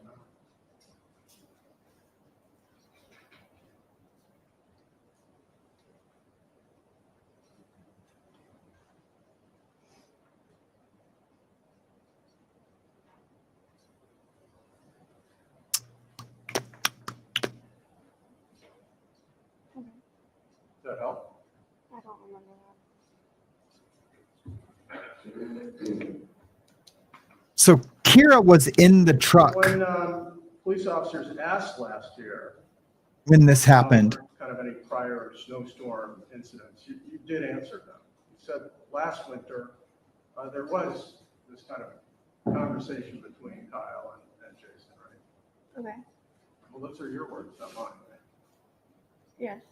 And you told the officers, yeah, I mean, there was this incident where Kyle was moving snow and it went on to your property, and your dad told Kyle not to move it there, right? Okay. Well, you say, okay, those were your I mean, words, if I right? said it, then yeah, I just don't remember. That's fair. But you'd agree with me, these are your words. Yes. And you also went on to talk about a snowstorm, the first snowstorm of 2024. You're welcome, Paula. That's right here. You can read that to yourself. Yeah, it must have been really scary for her. I think she was 16 then. I'm guessing, but I think that's what I remember hearing. Yeah. P. McWilliams said, defendant's bun gets lower by the day. I hope justice is found. Hell yeah. Me too. Oh man, I love you guys. Does that help your memory? I mean, I don't remember, but. But you told the investigators that,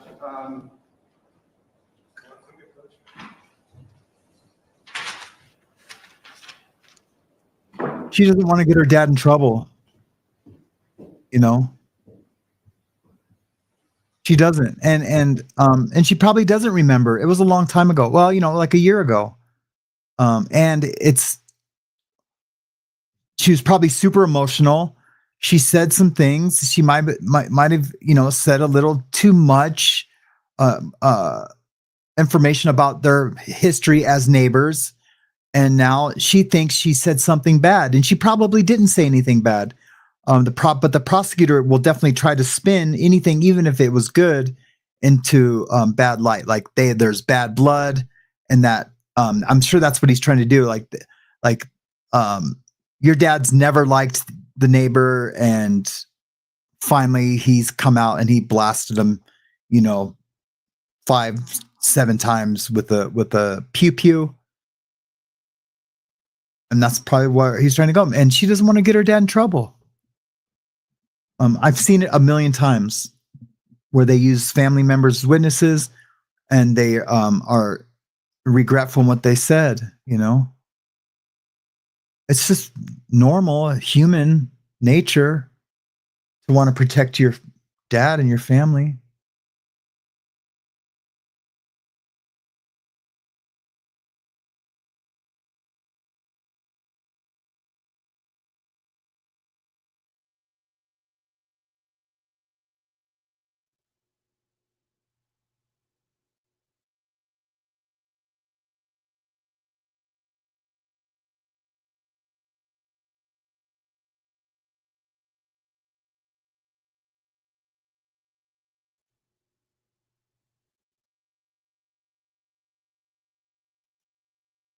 Hey, I'm on a live right now. I will get back with you as soon as I'm done. Hopefully everything's okay.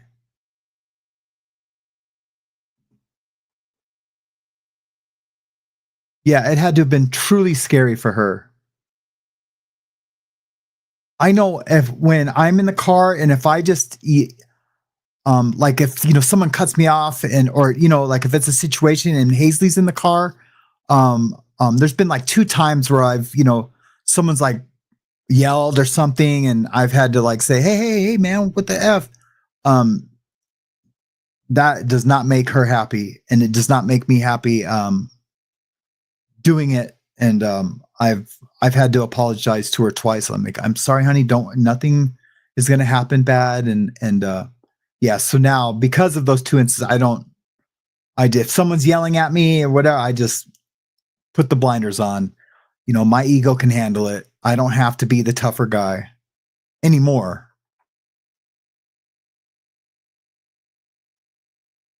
But yeah, could you imagine your seeing your dad, you know, shoot somebody? Oh my gosh. Oh my gosh. That would be it. My daughters would be like, I'm not going with you anywhere ever again.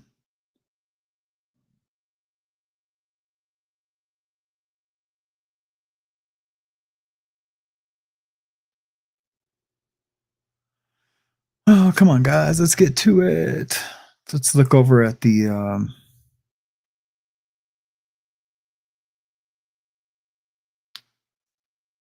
yeah, nothing going on there. Well, yeah, we'll just wait for the I think we'll be able to. Sorry, but that lawyer with the balding head and ponytail just gets me every time.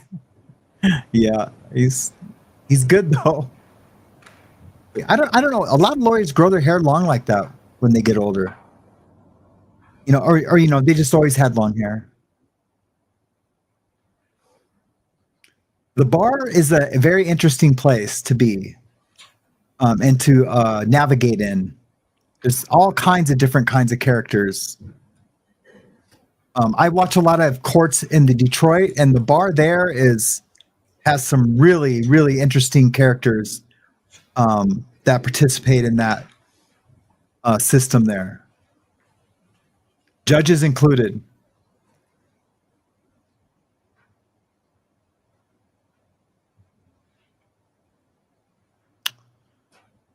Let's go. Let's go. You guys know how much I love dead air.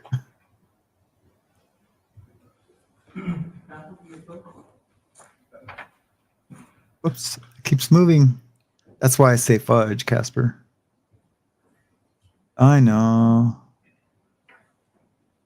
Oh, I thank you, Linda. I appreciate that. She says, I watched your wife's show yesterday. It was inspiring. It was, and it was sad, man. Sadie's baby's daddy got out of prison to, hopefully start a new life. And he made a mistake and used drugs while at the bus stop, waiting to come home in another state from where he lived, which was Montana, and he OD'd on fentanyl.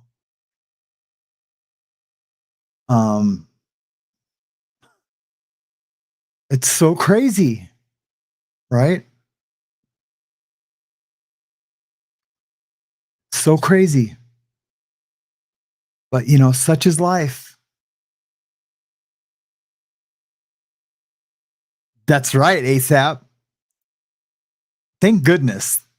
Because what a boring place it would be if it was just reading law and procedure. We need those characters. It makes it real. It keeps it real. And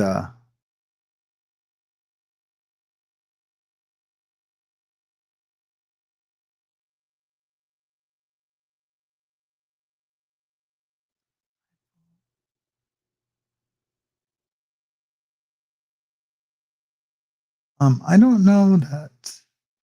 VB Williams, I don't know that answer. I'm sorry, hon. I really don't. And I'm sorry, I should know these things.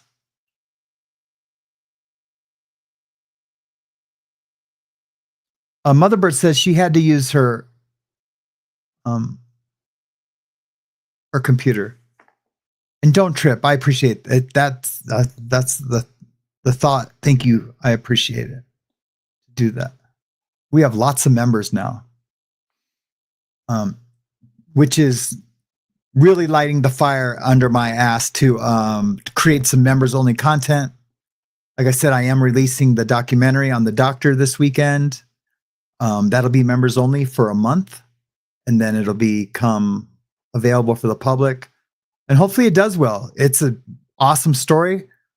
Only one other person has covered it, and it wasn't a video. They just a story on a online newsletter. And but I deep dived it heavily, and I tried to interview somebody, but they didn't want to talk about it anymore. And I understood. I understood why.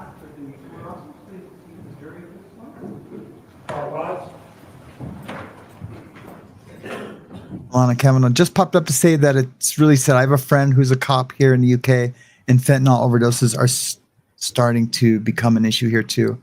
That is sad. That means the cartel is getting their drugs over to the UK, and that is sad. And I'm sure you guys have a version of a cartel. And thank you so much for the super chat, Alana. I really appreciate it. It's amazing. Thank you so much. And also, Linda, thank you so much for the super sticker.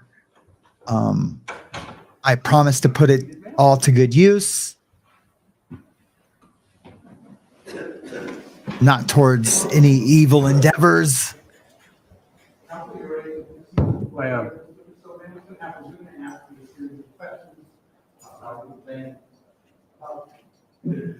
He's getting instruction from the judge. It's hard to hear. I think you said you remember going to the police department the night of the 4th into the 5th. Yes. And were you aware of really the importance of being truthful, complete, and honest when you were talking to the police? Yes. And looking back, do you feel like you were truthful, complete, and honest with the police when you made your statement about or answered their questions about background and what had happened? Yes. And do you feel like you had a better memory of events last year, the 4th, going into the 5th, of events and the issues I've asked you about? Yes.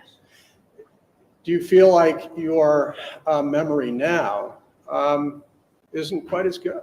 No, it's not. And can you even remember making certain specific statements that, for instance, that I've showed you? No. I believe her. A year ago, on that. do you believe they were complete, accurate, and honest? Yes. Thank you. Council, clerk with the clerk. Thanks. And that's better. That's not putting her through it, you know. Hi, Mark. Did the police offer you the opportunity to review your statement at all? Here, she I don't said, "Hi, believe Mark." so, but I don't remember. She feels comfortable with him. Can you tell the judge when this statement would have been made relative to the shooting? Maybe within the hour after. It was definitely that night. So it was very quickly afterwards? I want to say they had me in the back of a cruiser at the house for maybe a half an hour. I'm not really sure. I didn't have my phone out. It was kind of just all a blur and a rush of things, but it was that night. Okay. And can you tell the judge what you thought your mental condition was then? What was your emotion? Yes, I will do that today. I will I obviously was very shaken up. on the main page of the channel. I'll put a link to something. I was in a very high state of anxiety. Thank you guys for My best your friend was upstairs, concern. so I was worried that she was going to worry that I was hurt. I obviously was concerned what was happening with my father. I wasn't very focused. I was very high anxiety. I don't want to delve into too much either, but I mean, you're sitting there with a comfort animal, right? Yes. And why is that? Due to my anxiety. And were you suffering from such a condition back then? Yes. And that on top of the shooting, I mean, did that combine to affect, you think, your recollection and accuracy of events at the time? One more time? Yes, could that have affected your accuracy of the events at the Um, when I gave my statement, I'm sorry, I don't understand what you're asking. Yeah, I mean, we're being asked now, you're being asked, let's go right to it, about some kind of a plowing incident or something like that, some preceding plowing incident. Okay. Right. Do you actually have a recollection of that at all? I remember giving my statement, but I don't remember that event in my statement. You don't even remember that event in your statement? No. And again, this is a statement that you weren't given the opportunity to review, alter, or modify in any way, shape, or form. I don't believe they gave me the opportunity, no. I do too, Tam Louie. I feel Told sorry us for her that too. What was in the statement, you reviewed and it's accurate, and that's exactly what happened. Did you ever tell the police that? No. Did you ever sit down with the representative of the state of New Hampshire, the county of Stratford, and say, I've reviewed my statement, I've listened to the audio, and everything in it is true and accurate? No. So this is the first time you've been given that opportunity? Yes. And after even listening to that, and after we've just gone through, you still don't recollect any kind of a plowing incident prior to this? No. Sure of that? Yes. Thank you. I missed the question. Dang it. I'm going to rewind just real quick, just for a second. Sorry, guys. I missed your question. Sure of that? Yes. Incident to that, and after even listening to that, and after we've just gone through, you still don't recollect any kind of a plowing incident prior to this? No. Sure of that? Yes.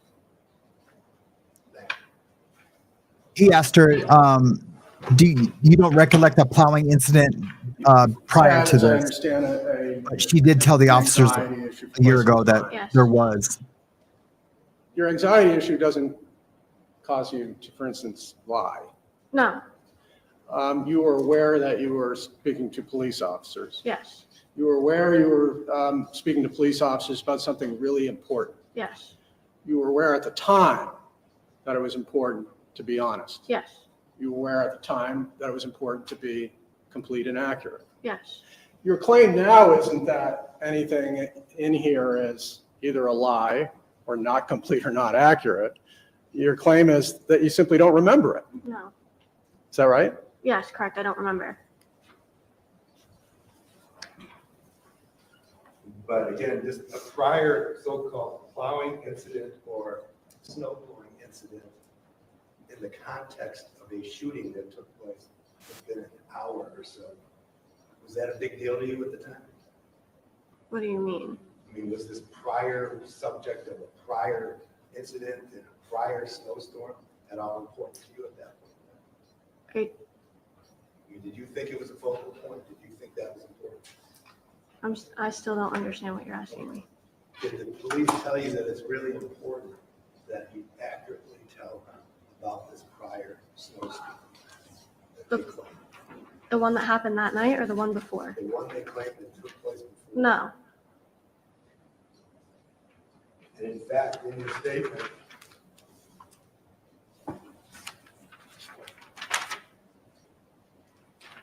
you indicate that it wasn't a big deal? If you remember? Do you remember that at all? What? Telling them that it wasn't a big deal? No. I didn't know before you said it.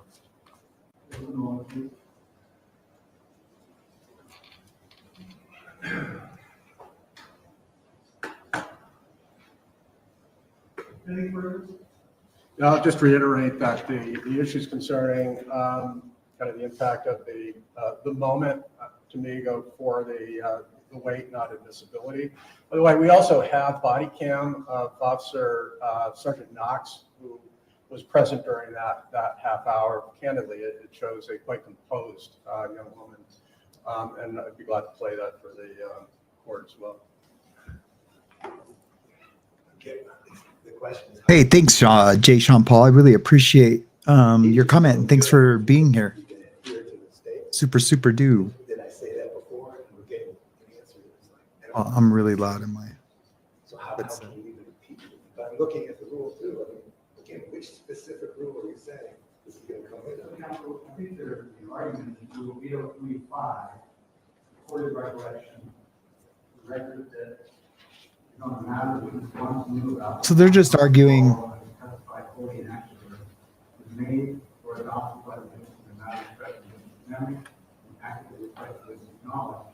He will go on to say that it was made, the record can be read, it doesn't get to see the full picture. Yeah, it wasn't accepted by her. When it was made. It was made, but it wasn't accepted. You know what I'm saying? It's made or adopted. So, Mike, having heard what here is witness, They're just arguing if they're going to adopt and accept the police statement made by her.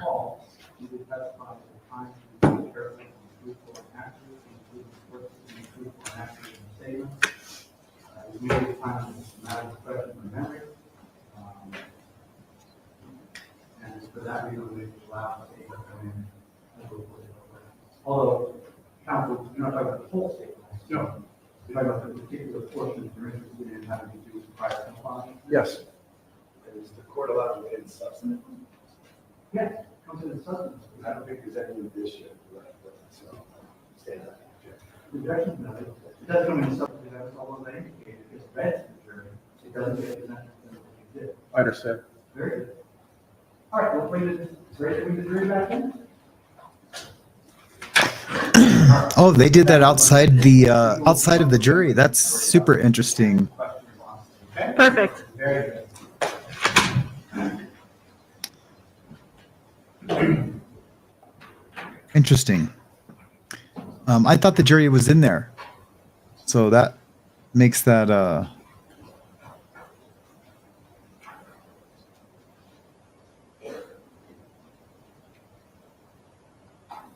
now we'll have to see what the jury sees. I mean, it's hopefully they see that she's being forthright and not deceptive, as we believe, and that she's, has a lot of anxiety about the whole thing.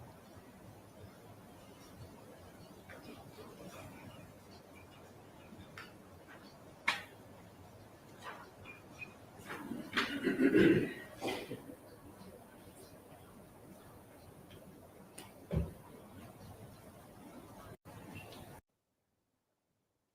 forgot I reversed it so we can fast forward.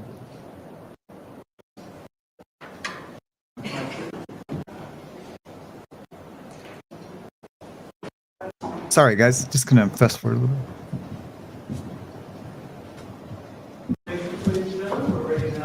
Here, I don't want to make too much of this, but I was asking you questions about whether there had been some prior exchanges between your dad and I don't want to make too much about this, snow, but I'm going to this right way and now. that way, correct?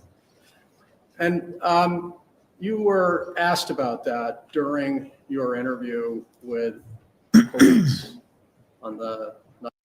I'm going to answer that question real quick. Woofy asks, why wouldn't the jury be in there?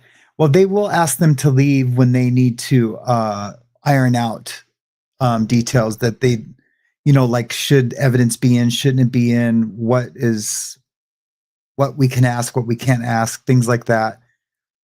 Because that can taint their I guess their understanding of what was, because what they hear is presented as evidence. But if they hear argument on what is going to be allowed as evidence or whatnot, they can they might understand that something that isn't going to be evidence as evidence. So they just don't want to confuse the jury with a lot of legalese and instruction and things like that. That's my understanding. If my kid brother was here, he could explain it a lot better. Okay. Night of the 4th into the 5th. Yes. You had said that you don't actually have a memory of those issues now, correct? Is that right? Yes. But at the time when you went into the police department, you were aware that it was a really important conversation with the detectives, correct? Yes. You knew it was, had to be a complete, honest account, a statement, correct? Yeah. And you did that. Yes. And at the time when you made that statement a year ago, you did have certain memories that you just don't have now. Correct. Take R. Kelly and give us back to, but we're day 3 into the case. So it'll probably be a 5-day trial. About the snow going back and forth. You said you couldn't remember. Correct. All right. Judge may approach. And I think we've already briefly talked about that back last year. That you remembered from the previous winter that Kyle had placed snow on your property, either on the porch. Do you know whether it had anything to do with a makeup? Yeah, I'll show some of it tomorrow, John, on Saturday. But that in your statement that was complete and honest and accurate last year, you referenced that Kyle had snowblowed some snow onto your property, correct? Yes. And that your dad asked him not to do that. Yes. Right? You went on to say another event that you remembered, and then he, being Kyle, bitched to my dad one day a couple of months ago, probably our first snowstorm, that he was pushing snow onto his property. As your dad was, during the first snowstorm, pushing snow onto Kyle's property, correct? Okay. And that you described your dad. You said, my dad was just kind of let it go. Because again, it's petty, it's snow. It's going to melt, it's going to go away. Correct? Yes. And so that was the first snowstorm. And now, are you aware of, even after the first storm, of whether that conflict continued in any way between Kyle and your dad during any subsequent snowstorms? I'm not. Then let's talk about the snowstorm on the 4th and the 5th. Okay. You described to us, before I asked you about the background, your dad pushing snow past 41 and then towards 43.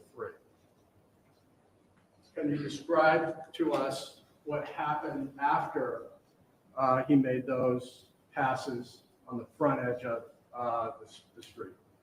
So we had come, like we were plowing towards our house and towards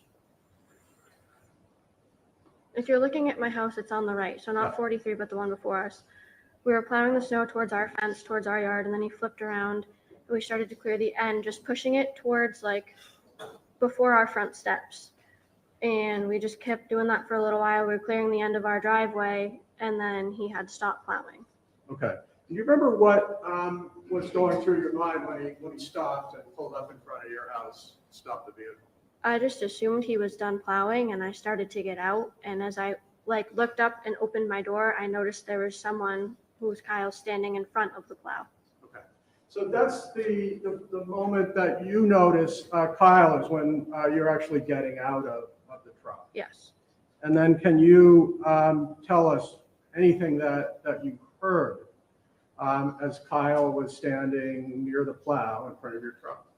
I noticed that he was angry and rocking back and forth a little bit. And I was looking towards my bedroom because my friend was upstairs and I didn't know if she was like looking out at me or anything. And then I heard him, like, I didn't hear anything. And then I heard Kyle tell my dad that if he kept pushing snow towards his house, he was going to kill him and his family. Okay. Whoa, that's heavy. I just heard you say that you heard Kyle say to your dad, if you keep pushing snow onto my property, I'm going to kill you and your family. Yes. Is it true that your, beyond that, your ability to hear things was somewhat compromised? Not perfect. Yes. This is where you were. But that's something you did hear. Yes.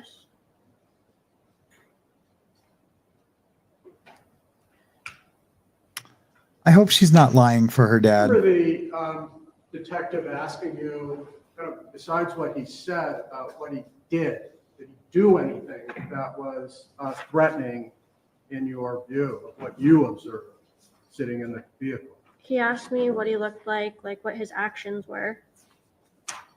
Do you remember what your answer was when he actually asked you if you saw anything threatening? I believe that I told him that I didn't see anything threatening, but he seemed angry. He seemed like he was gonna throw a punch. Okay, but Diddy's family I is don't walking into the recall saying anything courthouse. Other than that. Okay. I guess I want to be somewhat careful about, this description and your answer to whether you actually observed some physical act that was threatening from Kyle. And in this instance, I'm going to ask whether this, in fact, helps your memory. Counsel, this is 13, line 4 through 7. Thank you.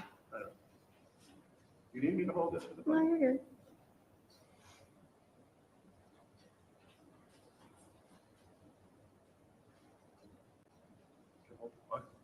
So she probably didn't. She probably didn't say it to the police when they questioned her. That doesn't mean it didn't happen. It's hard, man. Okay. Yep. Yep. So those details kind of help. Yes. That your response to whether he did anything threatening was that, well, he rocked back and forth a little bit. Is that right? Yes. He said, I don't know if he would have thrown a punch or something. Correct? Correct. Now, we've seen video, but just confirm, he didn't throw a punch, right? No. And when you heard him make that threat, he was right up there next to the vehicle next to your dad. Yes. When he was up there close next to your dad, did you see him produce anything sharp, like a weapon? No. Anything like a knife or a screwdriver or anything like that? No. Did you see? No, but his hear nose him was make in a his statement, face. that he had something, a weapon on him, and that he would use it? No. I mean, you can't let a guy get that close to you in case he did. If he did or didn't, it doesn't matter. The dude's nose And is in his after face. Kyle was at the front of your dad's truck on the other side, what happened next? Like when he was, I'm sorry, I'm confused. So we've just talked about a period of time when Kyle was very close to your dad. Yes. And after those few moments, seconds, what happened? What did Kyle do? So he had threatened us, and then like, my dad said something, I'm not sure what. I saw his lips moving. I don't know what was said. And next thing I knew, a shot was fired. And so let me talk a little bit about that. You said that when Kyle was up next to the truck, you could hear Kyle, but your dad responded. Yes. You're telling us you don't remember what he said? No, I don't. I blocked it out. You blocked it out? I don't remember. My focus was that he had said that my little cousin and my best friend were in my house. My safety was their concern. Their safety was my concern. Totally get it. But best you can do is confirm that your dad responded in some way. Yes. Did you watch Kyle walk away back towards his house? I did not. I was on my phone. It's not good that the only thing she remembers is the thing that could save her dad's life, you know, from going to jail. Not save his life. Did see Save where your what could dad happen. and Jason were positioned when your dad took out a gun, He was next to the truck. and you saw where Kyle was. Because when it's going to be a he said, your she dad said. took out a gun. Yes. And can you describe to the jury where Kyle was now? He was in front of the plow. He was walking backwards, and it was obviously you have to go by my house. So in my mind, he was walking towards my house. I'm sorry, when the gun came out? I believe so, yes. Do you remember what you told the detectives? I do not. Your Honor, may I approach? Perhaps this will help your memory. So, you know, it's the prosecutor's job to impeach her on anything that she says Begins at line 8. to establish credibility. So he's going to do that. Good.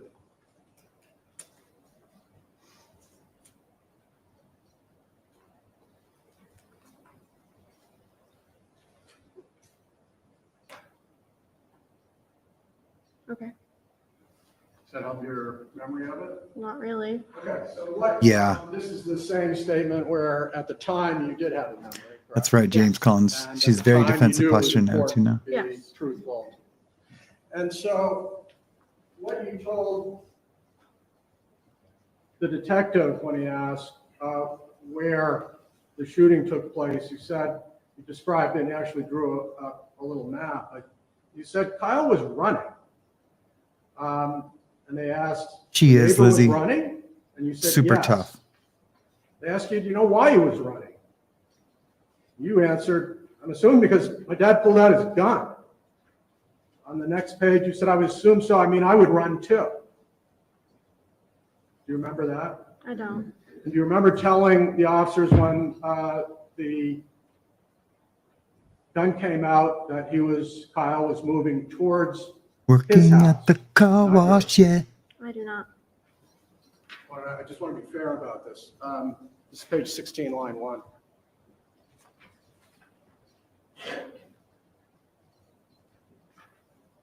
Okay. Does that confirm that when you were talking to? Agreed. You described the gun being out and that Kyle was moving away towards his own house.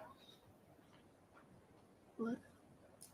Does that confirm in your mind when the officers asked you, well, what direction was Kyle going in? Towards his own house. Okay. Agreed. Yes. Is that truthful and accurate? Yes. Working at the car wash. Working at the car wash, yeah. All right. I think it's almost Diddy time. She's in a bad position, but I think we all know she's lying.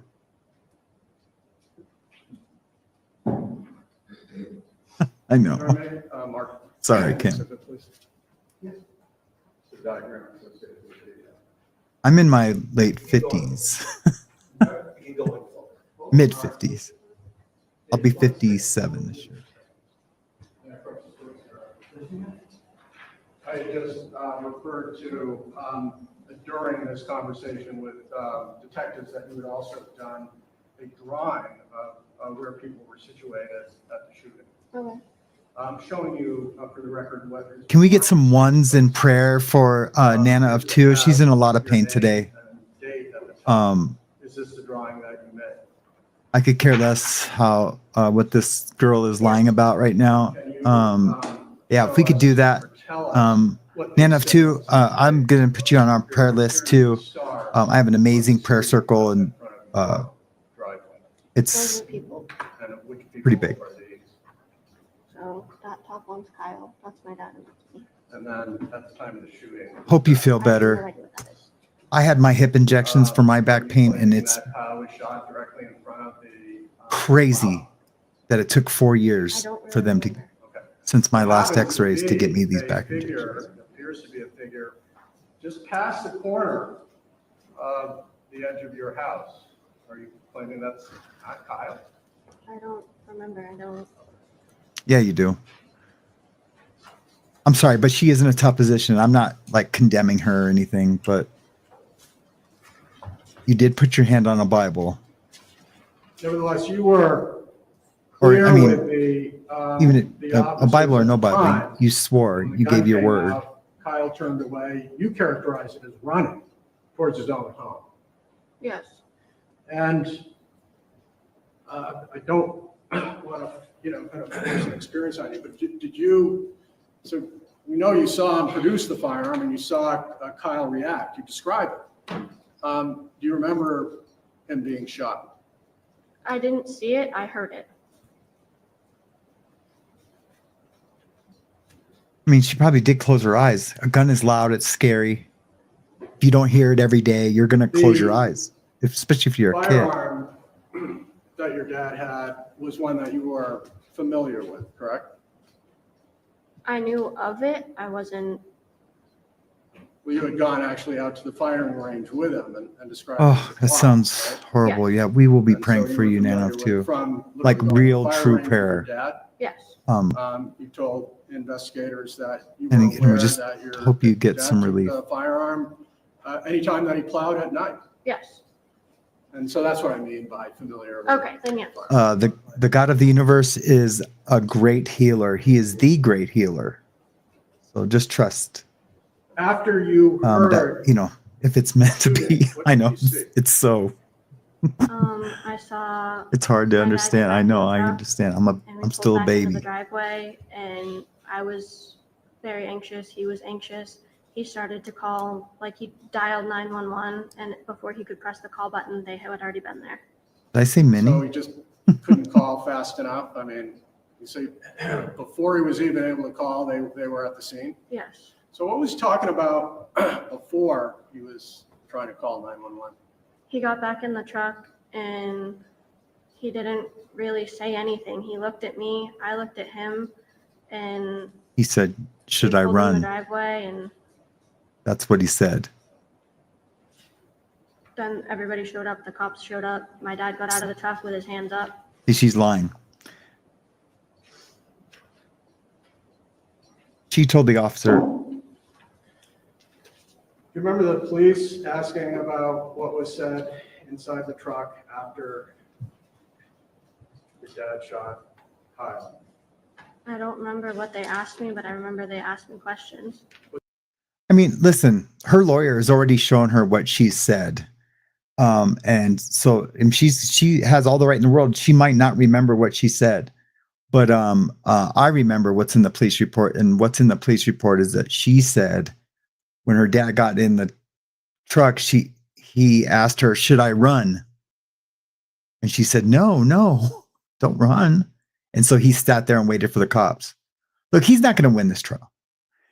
I mean, not because of her testimony. I still can't get over that. While the man was face down in the snow, bleeding out, he walked up to him. I understand it was fast. It was bam, bam, bam, bam, bam, bam. That's the timeline of the shots. Of course he's seeing red, but you back shot a person in the back while he was on the ground. That's attempted murder. I'm sorry. I wish I could say it's not, that it's self-defense and all of the things. Even if he said, I'm going to kill you and your fam, which I don't think he did say. But even if he did say, say it. Let's just say he did say it. You can't reconcile back shooting someone. What's that? I remember them asking me questions. Okay. Again, I want to be fair here. I may approach this witness. I'm going to show you Your statement, page 9. page 9, when you said, my dad said, should I run? Why don't you read this and tell me if that helps you? Still waiting on Diddy. Lost 40 viewers waiting for Diddy, but that's okay. Okay. Does that help your memory? I still have my I mean, I don't hardcores. remember him saying that, but This, again, is the same statement that you were being truthful, honest, and Yes. accurate. Remember, Here's Diddy's mom. Diddy's mom is walking in. the detective asked you, what was the conversation like when you got back in the truck with your dad? Or your dad got back in the She's truck, crazy. yes. And you described it then in some detail. You just saw that your response to that question was, he looked at me and he was like, Superseding what do I indictment. do? And you responded, what do you mean, what do you do? And his response to that, to clarify, he said, he was like, well, do we run? And you responded to your dad, said, I'm like, no, we're staying put. He was like, yeah, you're probably right. You responded, I am right. Like, you don't run. He continued to ask you what he should do. And your response was, I don't know. I don't know. You sit here and you wait. He asked you whether he should call 911. You merely said, if you want. I don't know. Like, I literally don't know what to tell you right now. Like, I just got out of work. Like, I'm exhausted. Like, I don't know. This is your path, you said to your dad. Remember that? I don't. And yet, this is the accurate, Pretty- complete, and honest statement you provided that night. Yes. Thank you, Wolfie. Thank you. Yes. I didn't want to say it. No, Diddy hasn't started, but Jesse's talking right now. Let's see what Jesse's talking about. I'm sure it's better than what she's talking about. Thank you. Oh, I have it muted. Additional charges. There's no new defendants, but really he's pled not guilty already to all of these charges originally. But really, this new Her indictment testimony just ended focuses anyway. on allegations She's walking that off he the stand. engaged in forced labor as part of the underlying racketeering criminal enterprise charge. We'll talk more about that. Now, it is possible that lawyers for Combs will also ask Judge Arun Subramanian to dismiss part of his criminal indictment, claiming that one of the charges that he's being faced and that that's being used against him is racist, that it was rooted in racism, that the prosecutors have engaged in selective prosecution, and this is the prostitution charge that he wants tossed. Then we also expect to hear arguments regarding jury selection. Both the government and the defense have proposed vastly different schedules ahead of Combs' May 5th trial date, along with jury selection being May 5th, anticipated the day before my birthday. and whether or not there should be a written jury Yeah, I questionnaire. love him and too. what questions will be I love him on too, that Kim. questionnaire, but also That's my dude. one other He dyed his highly hair. anticipated topic Looks good. surrounds CNN and the widely circulated hotel footage that was released last year, allegedly showing Combs beating up his ex-girlfriend, Cassandra Ventura, who we believe is victim one in this case. And this happened back in 2016. And the defense is alleging that CNN purchased the only known copy of this surveillance footage, altered it, and then destroyed the original footage. And they plan to file a motion to exclude that altered footage from coming into trial. Now, we are going to be providing you live updates from what is happening in that courtroom. There is no cameras allowed in the courtroom, but we're going to provide you live updates. I already have live updates for you right now. And we're also going to be taking your questions. So if you have questions about this case, about what is happening in real time in that courtroom, submit them on YouTube. We will answer them here live on air for you. Also, I want to let you know that our very own Elizabeth Milner is inside that courthouse right now. She's going to be coming out later, give us a live look about what she saw, what she heard. And I'm going to bring on my guest in a second, but I have to give you some live updates. So first of all, It's being reported that Sean Combs has been led into that courtroom by U.S. Marshals. He is wearing that tan uniform from the Metropolitan Detention Center in that jail. I've worn it. Basically the same uniform that we A have few seen him times. in the past, or at least we've seen from courtroom sketches. His hair is reported to be silver gray, so perhaps he is getting a bit older in jail. We'll talk a little bit more about that. There's no hair dye in An jail. update, the judge has said, "Good afternoon, Mr. Combs." Good afternoon is a response from Mr. Combs.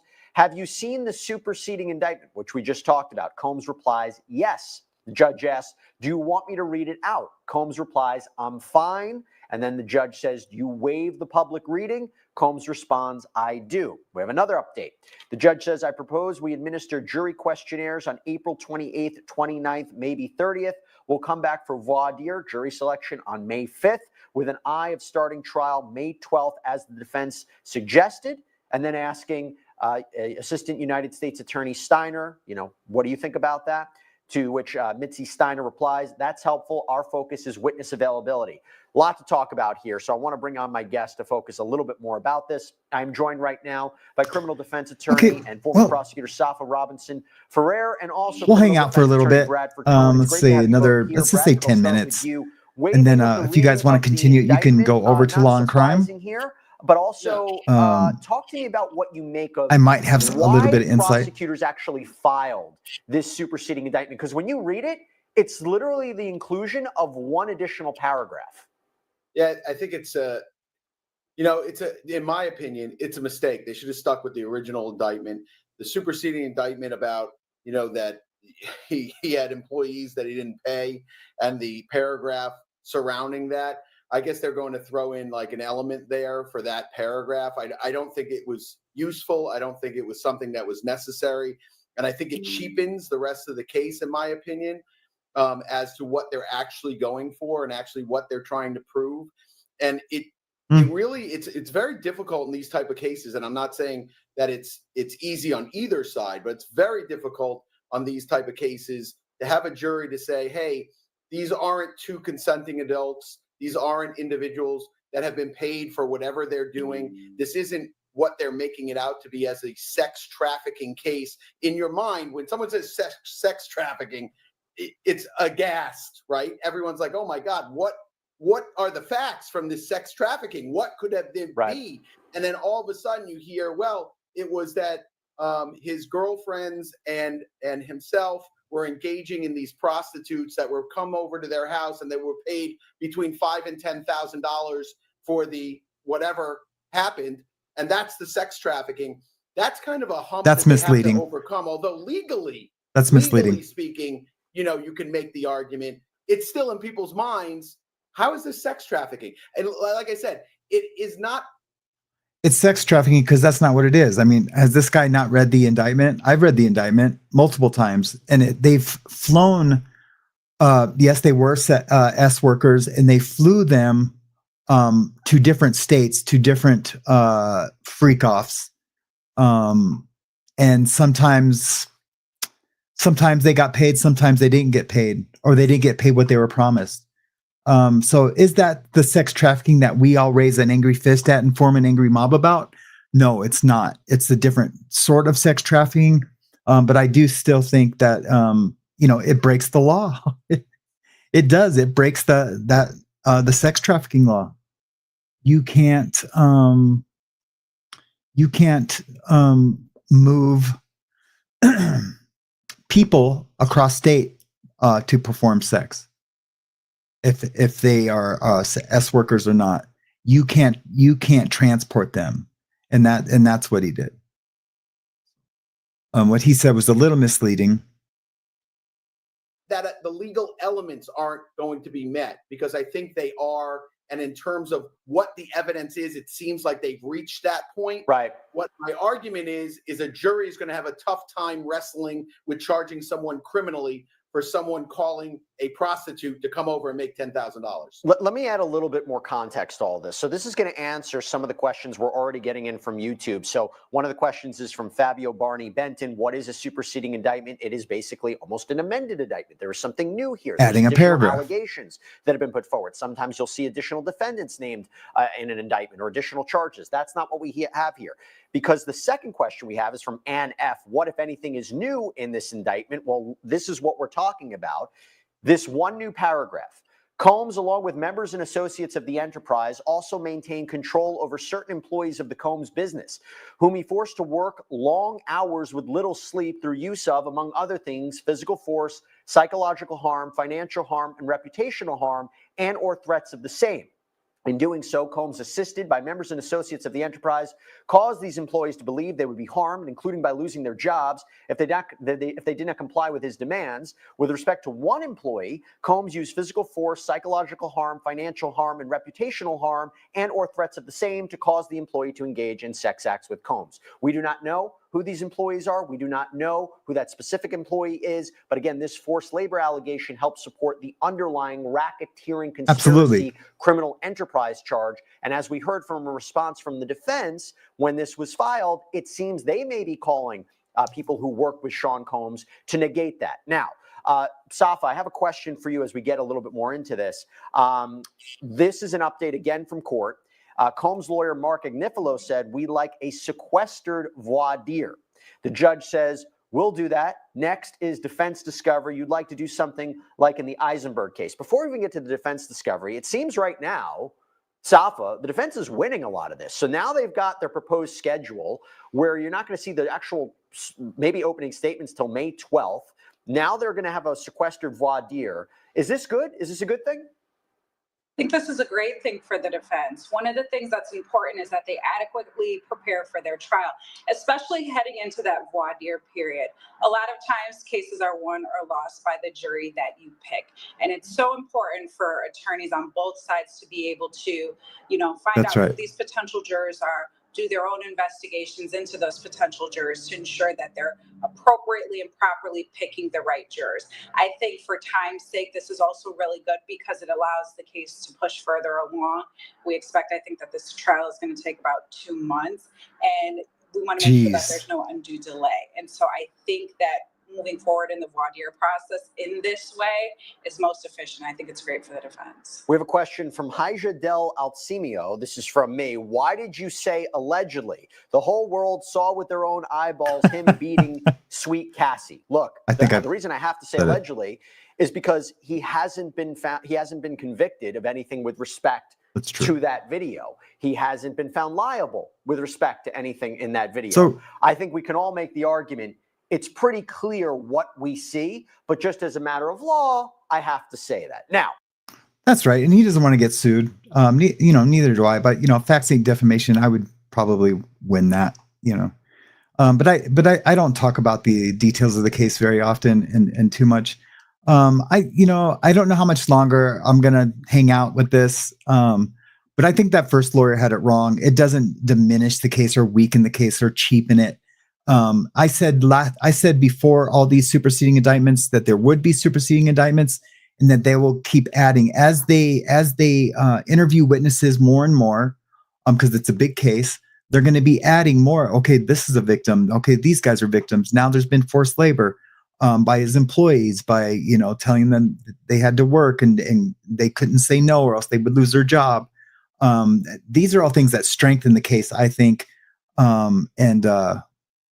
Yeah, I mean, it's obvious, but I said before, and I called it right, and I'm gonna pat my own back when I can. It's not very often, but I said they're gonna piecemeal paragraphs into this, and just build this case stronger and stronger and stronger. So to where there's so much, there's going to be so much to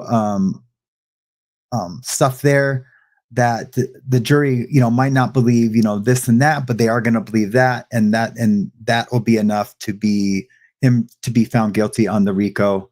I think it's a good strategy by the prosecutor. I think the defense has a lot of work to do, and it's right around the corner.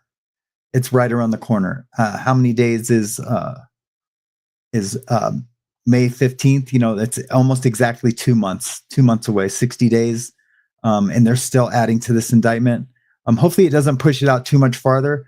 May 5th would be a great start date. My birthday would be the next day. May 6th is my birthday.